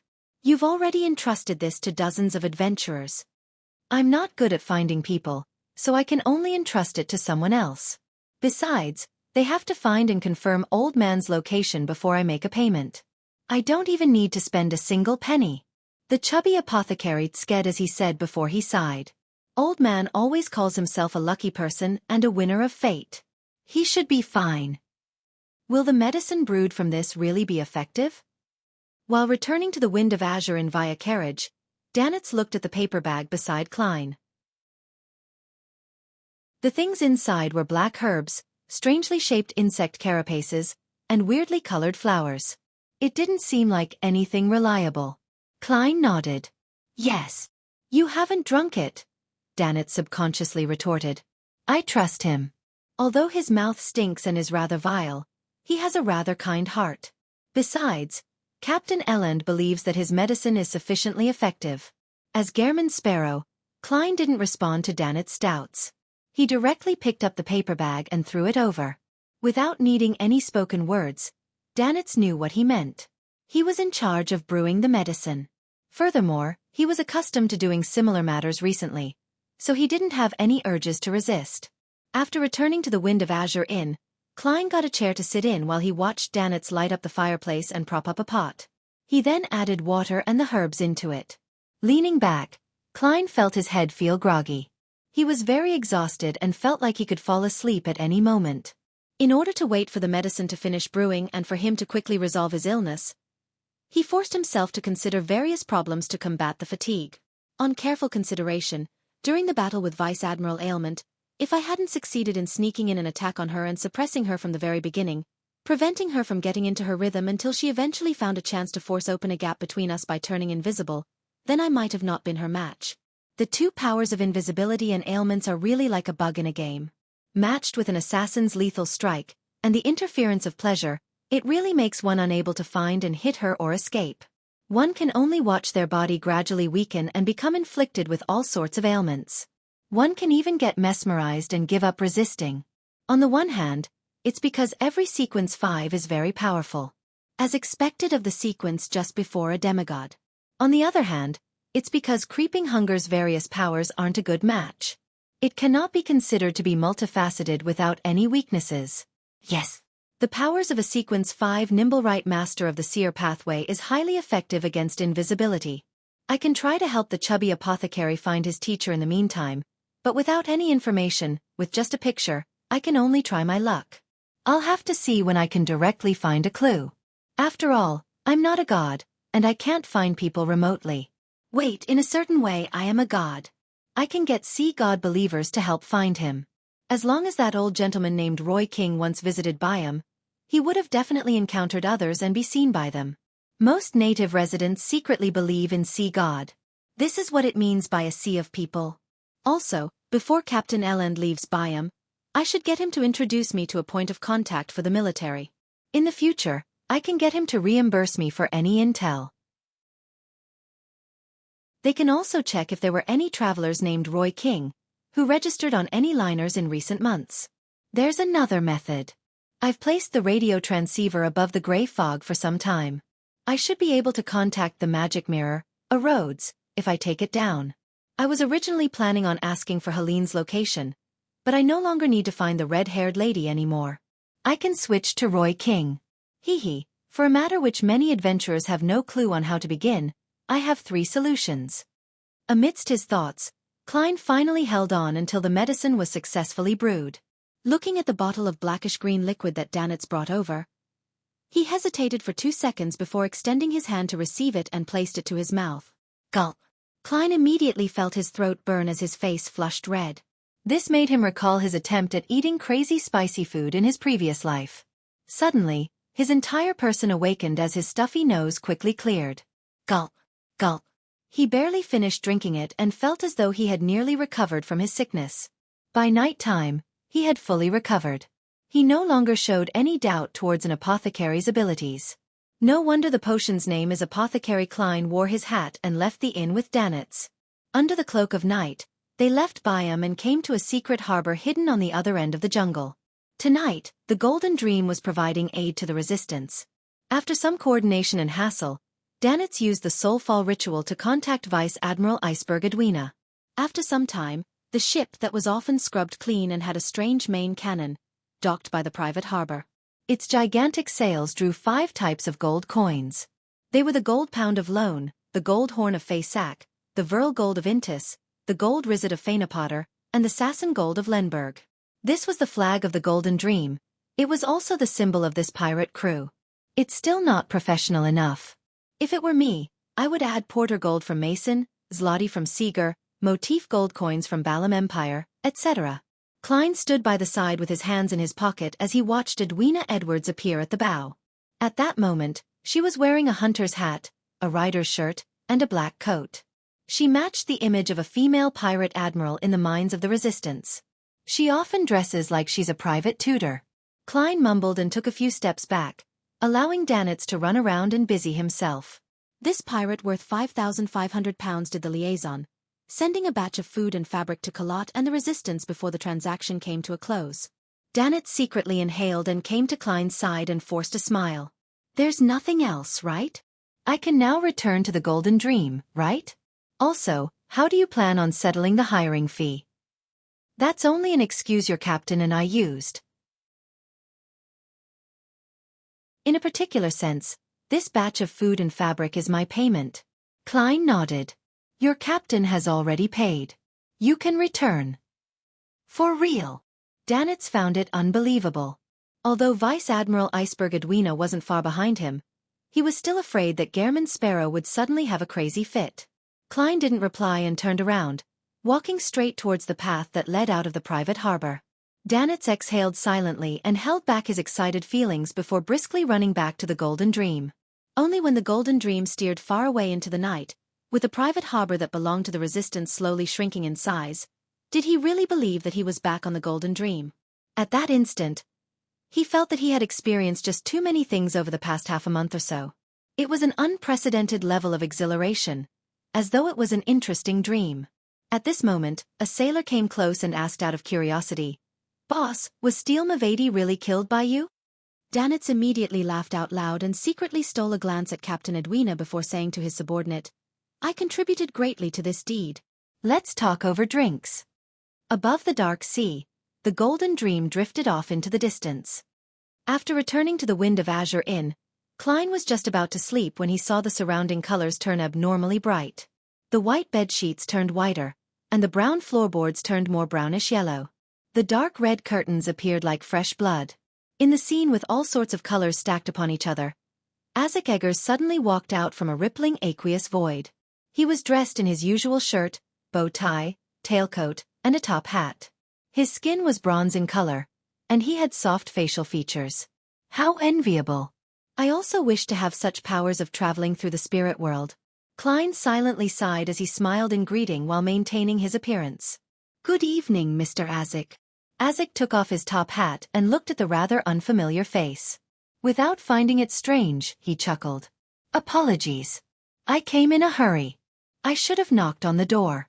What's the exact situation with those death chronicles? Klein invited him to have a seat. He then described in detail things he couldn't explain in the letter. Towards the end, he mentioned in passing about the matter regarding Bansi Harbor, saying how it involved King of Angels Medici and his descendants. Isaac leaned back into the chair and said with a frown, "There's such a name in my memories. He should have the 2 titles of Red Angel and War Angel. However, he had perished long ago." Perished long ago? Klein asked in surprise. Isaac nodded and thought over it. I remember that he was killed by Blood Emperor Alista Tudor. Killed by Blood Emperor Alista Tudor? Klein's pupils shrank as he recalled the evil spirit that loitered in the underground ruins beneath Backlund. It had claimed to be an innocent killed by the Blood Emperor. Chapter 587. Confusing could it be that evil spirit is Red Angel Medici, the king of angels who once served that creator and was one of the founders of Rose Redemption? Klein instantly generated such a thought and began utilizing backward inference to seek out any traces or clues. The former holder of the Red Priest card was attracted to the underground palace because of a certain level of attraction and had died beside the Tudor descendants. The evil spirit I saw in my dream could easily kill a powerful dragon back when it was alive. It knows the potion formula of the mutant pathways sequence 4 and even more. It's very aware of matters regarding Rose Redemption. The Orthodox churches that have existed ever since the Cataclysm don't know that the former Binzi and that the present Bansi has a descendant of the Medici family residing there. But the evil spirit was able to provide the corresponding information. There's a very high chance of deriving this from the death of Red Angel Medici. And this king of angels was actually killed by Blood Emperor Alista Tudor. Does this mean that the latter had already exceeded Sequence 1 and had reached the rank of true god as a Sequence 0, and could no longer be witnessed directly?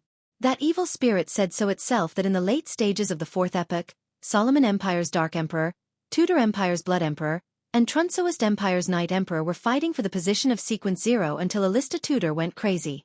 Does this mean that from that point onwards, Blood Emperor was a half-crazy true god? Right. Mr. Azek mentioned in the letter that he lost his senses from merely being glanced at by Blood Emperor Alista Tudor. Back then, he was at least a Sequence 4 demigod. To have such might, it can only be explained that Blood Emperor was at the true god level. Mr. Azek also described the revival of the true Dark Emperor in his letter. He described him as sitting on a gigantic throne as he overlooked the land. For the Dark Emperor to revive and return, there is a high chance that he was a true god at the Sequence 0 rank. If that were the case, the War of the Four Emperors was of a higher order than I previously imagined. It's no longer a battle of 3 Sequence 1s fighting for the position of Sequence 0. Klein connected all the dots from the past, gaining a brand new understanding of Fourth Epoch history. But as a result, many questions arose. If that ancient evil spirit really is King of Angels Medici, then the underground palace might very well belong to Blood Emperor Alista Tudor. Then, why would there be 2 thrones of equal standing? Why would there be 6 humanoid statues of the true gods? Why would the half-crazy Blood Emperor kill Red Angel Medici? After he became Sequence 0, which spot did he occupy?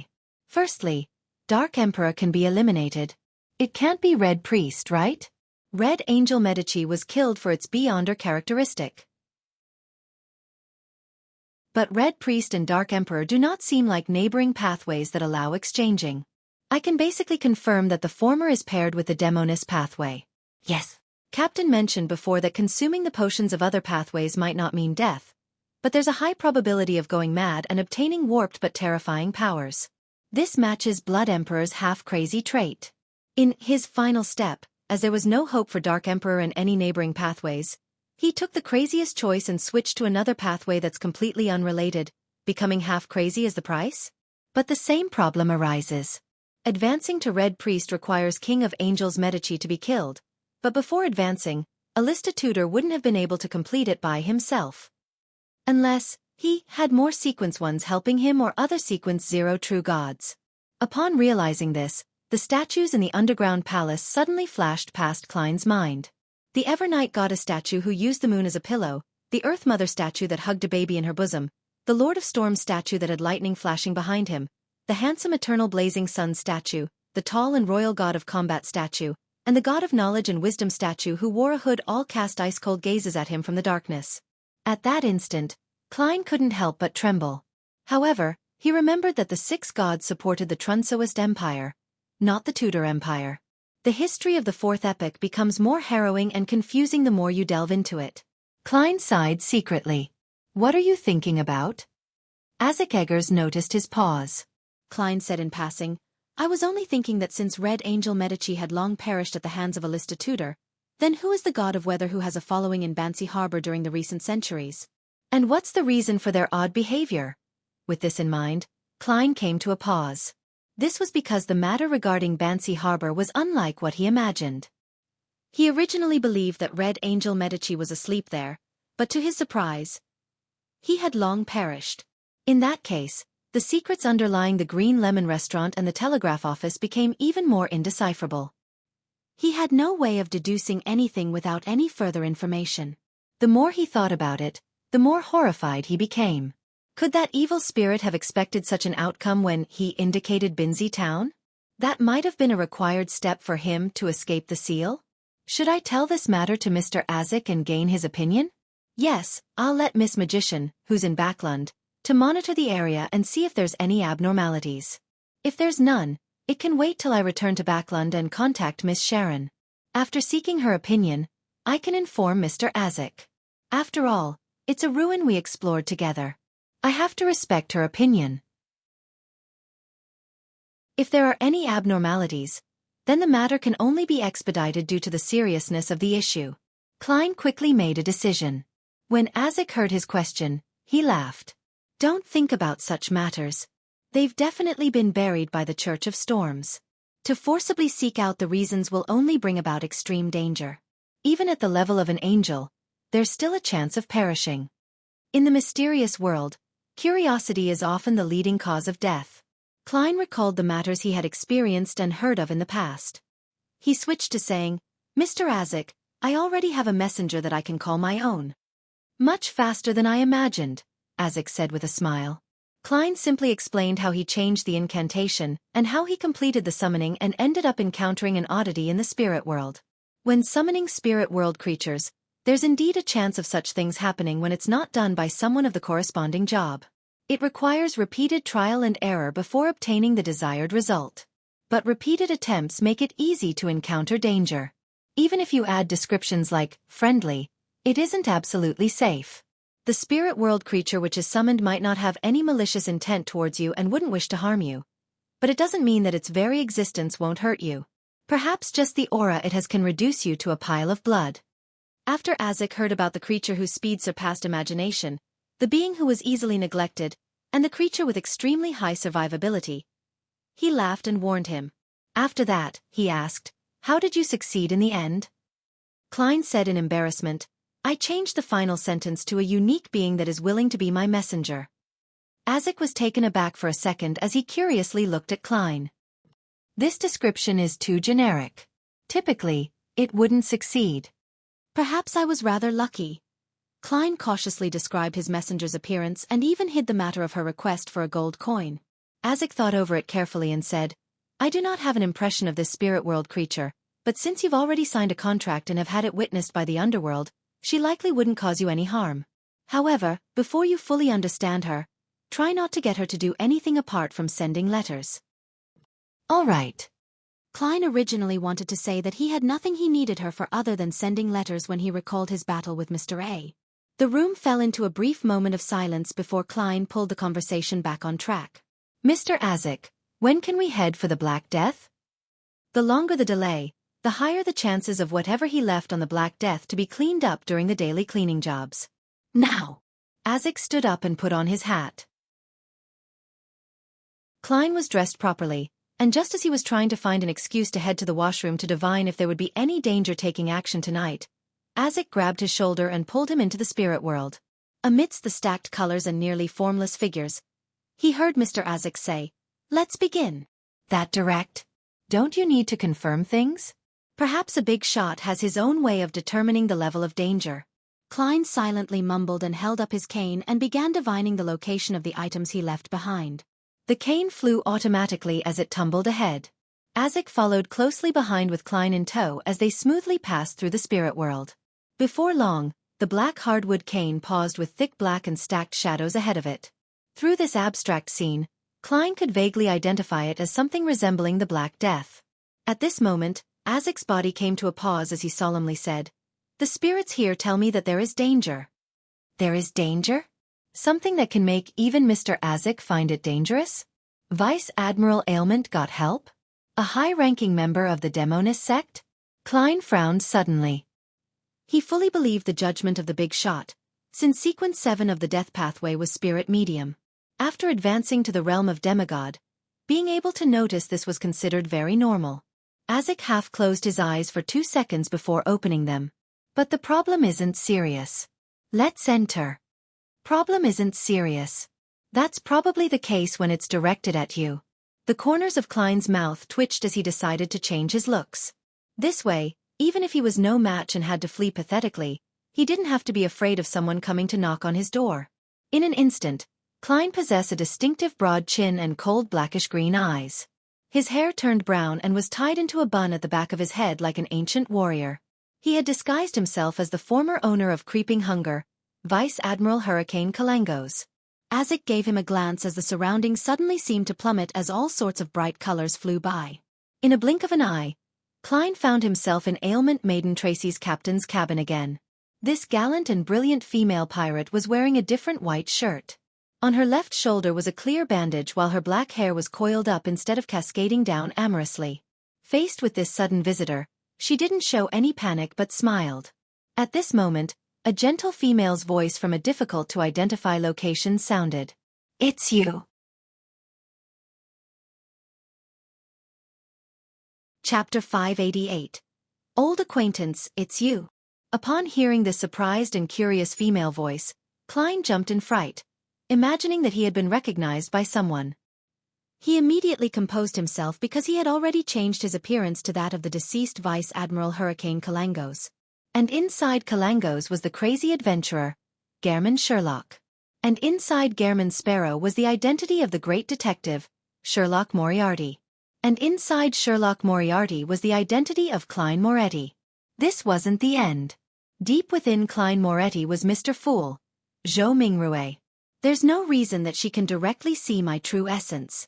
Besides, how can she know of a trivial character like Klein Moretti? Even Vice Admiral Hurricane Kalangos wouldn't have left the Vice Admiral Ailment Tracy's helper surprised. To be specially invited by a Sequence 5 pirate admiral to protect herself and deal with her enemy, the person must be at least a Sequence 4 demigod. Therefore, that sentence was directed at Mr. Azek? That high-ranking demoness recognizes Mr. Azek, who had destroyed their cooperation with the royal family and in Sangwil and Backlund, or does she recognizes him from one of his former lives?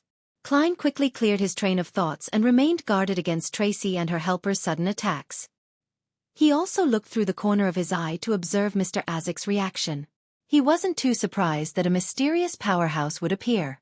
Firstly, this was because Mr. Azek had already given a warning, and secondly, it was because he believed that Vice Admiral Ailment Tracy wasn't a self-conceited person. To almost be assassinated without knowing the assassin's backing faction and motive, there was a high probability that she would leave the sea around the Rorstad archipelago to seek help from the upper echelons of the Demonist sect. The only thing hadn't expected was that her helper would arrive so quickly. It was as though she was nearby or had a mystical item like that of a traveler. Combining the female characteristics of the voice and the gentleness within it, Klein suspected that it was a demoness at the demigod level. Azek stood on the thick carpet and said after 2 seconds of hesitation, "You know me?" This tone sounds uncertain. Could it be that my big shot had once spent a period of time with a demoness? No, I can't think of it that way. Klein began to imagine things before he seriously felt penitent for having those thoughts. He noticed that Vice Admiral Ailment Tracy wore an aghast look. Her certainty and calm had turned into puzzlement. The gentle female voice sounded out from an unknown location again. "I obviously know you. You should also know me." Azek turned his ears to the side to listen before he shook his head and gave a rueful smile. "I'm sorry. I've repeatedly lost my memories and am in the midst of recovering them. If you can remind me and invoke more of my memories, I'll be very grateful to you." Upon hearing their conversation, Tracy's puzzled and confused look settled. She cautiously swept her gaze at Klein but frowned when she saw Vice Admiral Hurricane Kalangos's face. The gentle female voice sighed. "The last time we met was 1,300 years ago. Back then, Primordial and Death were working together, instigating the Pale disaster in the northern continent. You might have already forgotten that we once fought the saints and angels of the Church of the Evernight Goddess. I know this piece of history. It was recorded in Emperor Roselle's diary. Mr. Dorr said that it resulted in the primordial demoness being heavily injured, and she had only managed to descend only in recent times. As for Death, he directly perished and created the Berserk Sea that separated the northern and southern continents. The Demonist sect and the forces of Death had previously cooperated, so it's no wonder that a demigod-ranked Demonist knows Mr. Azek. Man, she's also a monster that has lived for at least 1,400 years. Klein thought with a creative mind. Following that, he felt puzzled again. He originally imagined that Mr. Azek had suffered heavy injuries from being glanced at Blood Emperor Alista Tudor during the War of the Four Emperors, which resulted in him constantly losing his memory and forgetting his past. However, what the demigod-ranked Demonis indicated was that not only did Azek survive the War of the Four Emperors, but he had even participated in the Pale disaster many years later. He didn't seem to have any problems in between. Azek closed his eyes as though he was trying to squeeze out his memories. After a few seconds, he asked hesitantly, "Katarina Pell? You are already a Demonis of Unaging? I'm very happy that you can still remember me. I could only be considered a weakling compared to you back then." A figure outlined itself beside Vice Admiral Ailment Tracy. She wore a simple and pure white gown which had high slits that revealed her flawless legs. Her skin was as white as snow and as tender as a young maiden's. The woman had black hair and blue eyes, and she looked elegant and pretty. She had an indescribable charm. She looked towards Azek Eggers as a faint smile curled at the corner of her lips. "More than 1,000 years have passed. It's a cause for celebration for us to meet, alive." Balam Empire's Mr. Death Consul. Mr. Azek was Balam Empire's Death Consul. This is the name of a later potion in the death pathway? This Demonis of Unaging Katarina Pell looks like she's in her 30s. She's elegant and pure, yet she exudes a mature charm. Wait, why am I thinking of this? Her pleasure charms are already that potent? Katarina hurriedly moved his gaze away and nearly had to use cogitation to calm his emotions. Without waiting for Azek to say a word, Katarina Pell said with a melodic voice, "I'm curious over why you would still be constantly losing your memories. I remember that it only happens for your pathway during the undying stage. Dying once every 60 years to revive again and forget the past. However, you have long advanced past that and escaped from that curse. What happened to you at the end of the Pale disaster?" Heh. The 7 gods had fractured back then and treated each other as enemies.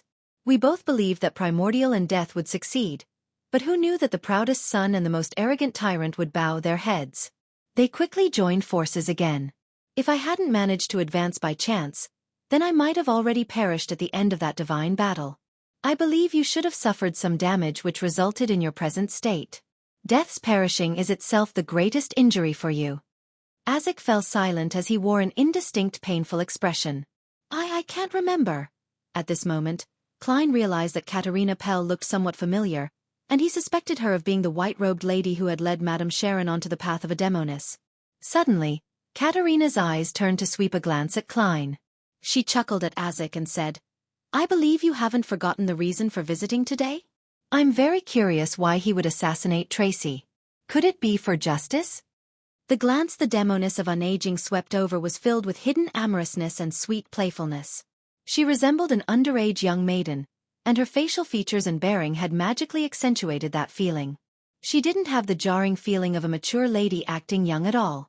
At that moment, Klein viewed her as a maiden who was 16 or 17.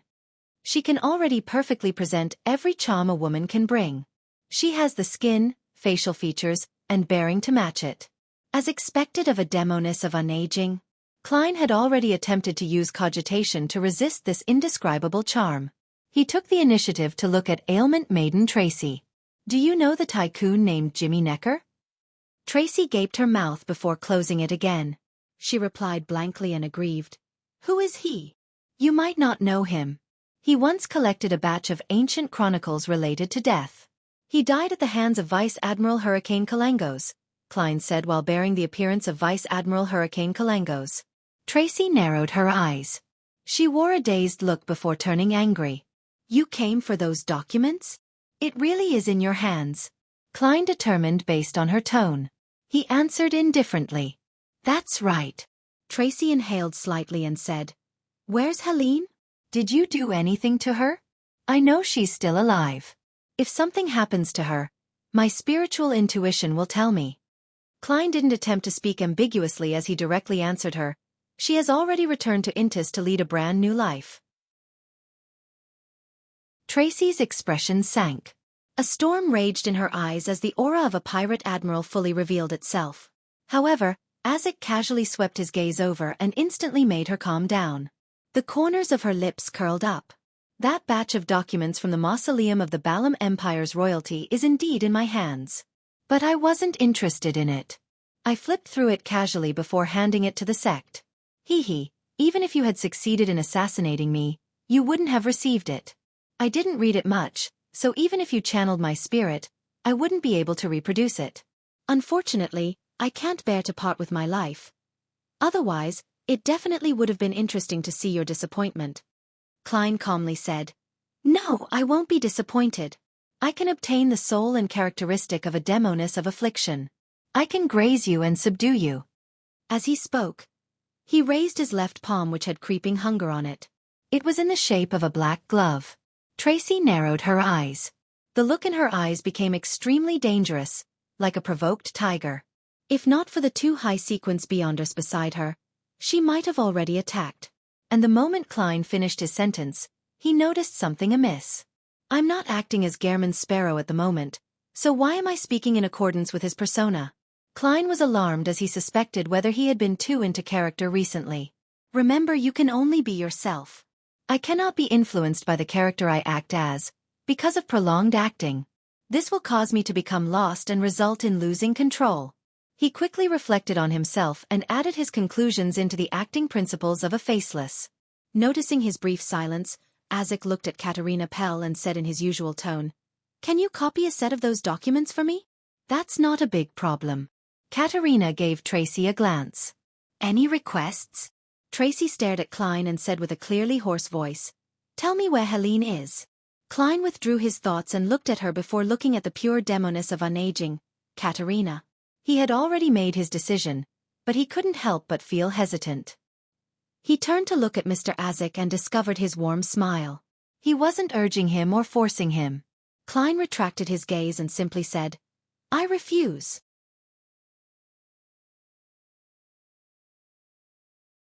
Chapter 589. Sowing discord. For an instant, Klein imagined that Tracy would directly attack him, as her face was already flushing red with anger. Her blue eyes had turned dark like the surface of a sea before an impending storm. But eventually, Tracy didn't act rashly. She looked towards Katerina Pell and awaited the decision of the demoness of unaging. She knew very well that, although Sequence 5 and Sequence 4 were just separated by one level, there was a qualitative difference between them. There was no way to bridge the gap with one's battle skills or execution. One was a normal human with special powers, while the other was already a demigod, a legendary creature possessing godhood.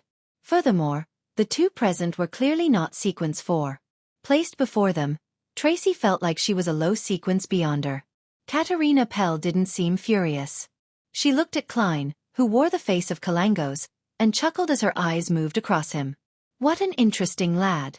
If not for Mr. Death Consul being here, I might have not revealed the upheavals within my heart and have an unexpected encounter with you which would lead into having a pure and romantic story with you. No, you don't want to. This sounds really terrifying. Klein didn't dare look at her as he continued looking at Tracy. Seeing no response from Isaac Eggers, Katerina retracted her gaze and said to Tracy with her melodious voice, "Embrace the afflicted pain, this might be something beneficial for you." She then looked towards Isaac. "I remember that batch of documents. It records the various attempts used by the Balam royalty to revive death, but unfortunately, they seem to fail miserably. Towards the end, they seem to consider creating an artificial death.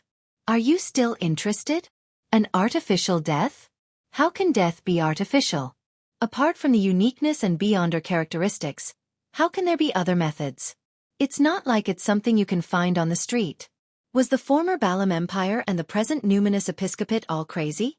Klein mumbled silently and didn't interrupt the conversation between the demigods. Isaac pondered for 2 seconds before asking, "What price do I need to pay?" Katerina smiled youthfully. "No, there's no need. I thought it over. Helping you regain your memories and find your past in order to become the Death Consul from before should be a rather interesting matter. This can bring more changes and fun to this world." Those words sound like a rebellious teenage girl. A demoness of unaging not only doesn't age in body but in mind as well? Klein felt it somewhat impossible to grasp her thought process. Perhaps only a Sequence 6 or 5, or even Sequence 4 the spectator pathway can tell. He subconsciously guessed. Isaac nodded and extended his right hand. A piece of paper and a fountain pen in the room automatically flew over as though invisible spirits were at his service. After scribbling, he threw the paper over. "You can summon my messenger. So there's only one copper whistle. For it to remain effective for more than 1,000 years, that copper whistle is definitely no simple item. Klein instinctively wished to reach out to touch Isaac's copper whistle inside his pocket, but he held back. Katerina caught the piece of paper and scanned it before pursing her lips into a smile. I thought you would have directly told me where in the underworld. She looked up as her blue eyes effused an indescribable warmth as she smiled faintly. I still remember how Mr. Death Consul from before was such a powerful but cold man. He left a deep impression on me. I'm also curious as to why you would become so soft. Isaac held his fist to his mouth and shook his head with a bitter smile. I'm immortal, but that doesn't mean I don't age. Once a person ages, they will often become placid. No. Katerina's eyes flickered deep down as she said without concealing anything. I look forward to the day you recover all your memories. I wish to see how you would evaluate the present you. Upon saying that, she curled her lips slightly and winked at Klein. Perhaps we will release an existence more evil than a devil. This is her trying to sow discord, right? Klein muttered inwardly, but he couldn't help but recall the Pale disaster recorded in many historical books and church tomes. It had caused a large number of casualties and had turned the northern continent into a living hell. And this disaster was mainly led by Death and the primordial Demoness, with Death's entourage and the Demoness sect from the southern continent. In this entire matter, Mr. Isaac, who was known as Death Consul, definitely played a rather important role. Isaac fell silent for a few seconds as he grabbed Klein's shoulder and pulled him into the spirit world and traversed it. Instantly, there was only Demoness of Unaging Katerina Pell and Vice Admiral Ailment Tracy left in the Black Death's captain's cabin. The latter looked at the spot where the two had disappeared, and after taking a while to calm herself, she clenched her teeth and said, I'll never forget this matter. Katerina resumed her pure demeanor and smiled faintly. Feel the afflicted pain. The more pain you feel, the more you will realize how weak you are. When the pain reaches a threshold, the desire to change yourself will reach a certain intensity, allowing you to withstand the potion and obtain godhood during the ritual to become a demigod. When Tracy heard this, she suddenly thought of something. Her expression froze as she blurted out, Helene was able to escape the Black Death because of... Katerina smiled mildly. You are my youngest child, but you are the one who's most promising at becoming a demigod. As a mother, I will naturally want to help you. Tracy's facial muscles twitched as she said with a warped expression, That's right. I have a mother like you, and a mom. Why didn't you tell me the truth in the beginning? You clearly knew the mid and low sequences of several other pathways.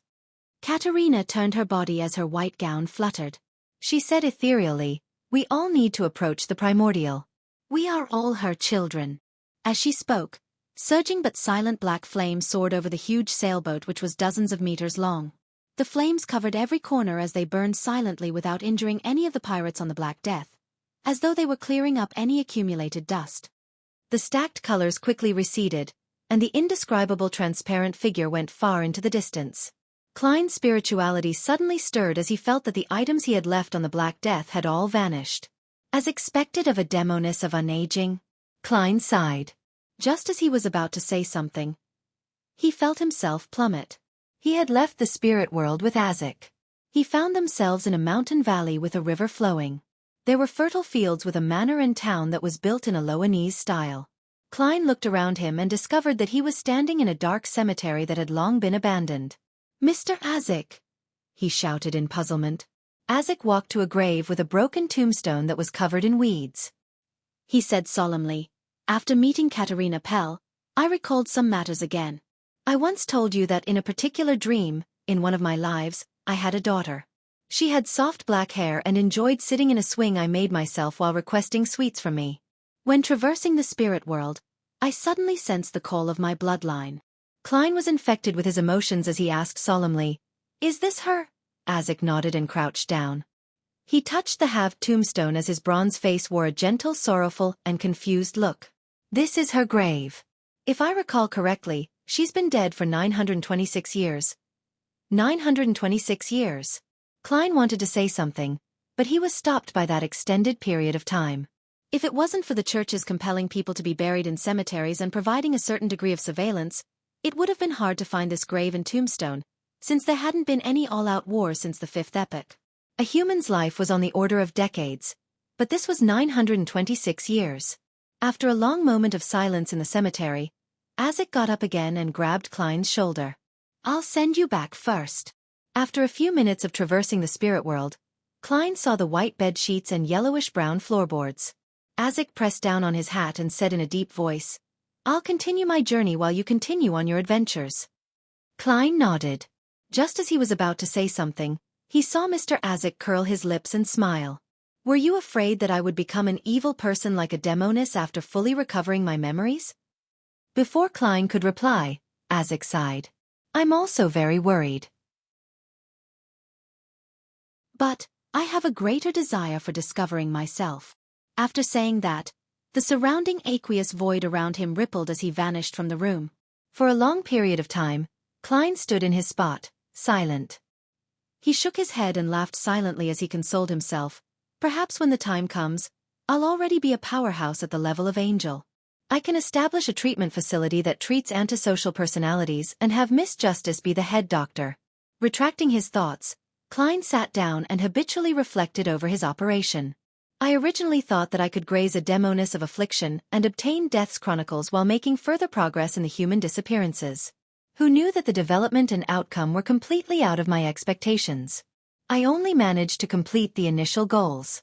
Sigh, I cannot incite Mr. Isaac to take action since he hasn't completely recovered. Furthermore, the person we were facing was a demoness of unaging. What's most important is to be strong myself. Relying on myself is better than asking for help from others. Heh, on careful consideration, I do rely on myself most of the time. I can attack the human disappearance cases from the angle of the buyer, that crazy Captain Connors Victor. Klein changed his sitting posture and nodded to himself as he murmured inwardly, "The greatest gain that I received was to establish the preliminary acting principles of a faceless. It's to get into character and be detached, overcome any aversions, and to be careful about being too immersed in the role. This way, by relying only on simple ordinary real acting, perhaps it will take a year or two to digest the potion. But for me, I should be able to fully digest it in about 4 to 6 months." After reflecting on the matter, Klein prepared to sleep. He planned on taking down the radio transceiver from above the gray fog once it was daybreak, so as to establish communications with the magic mirror, Rhodes. Of course, he had to first divine the level of danger above the gray fog. Chapter 590. Rhodes's bottom line early in the morning, above the gray fog. Klein conjured a pen and paper as he deliberated over the divination statement. Using the radio transceiver is dangerous. After carefully checking the statement twice, he took out the spirit pendulum under his left sleeve and began divining. During this process, he was on high alert and was somewhat afraid. He was like a child covering his ears while lighting firecrackers.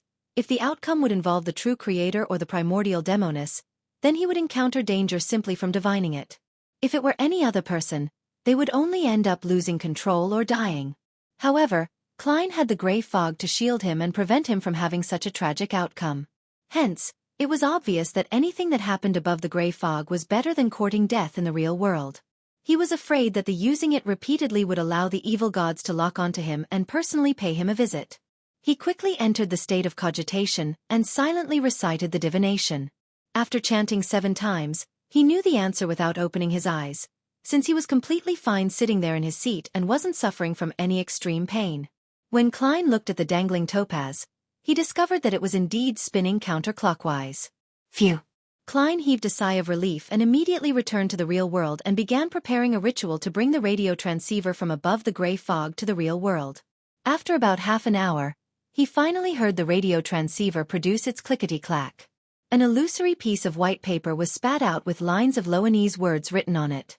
"I'm here. Great Master, is that you? Why does it feel like it's craning its neck?" Klein suddenly recalled the emoticons from his previous life. It was an adorable alpaca that craned its neck out. He took 2 steps forward and tersely answered in a reserved manner.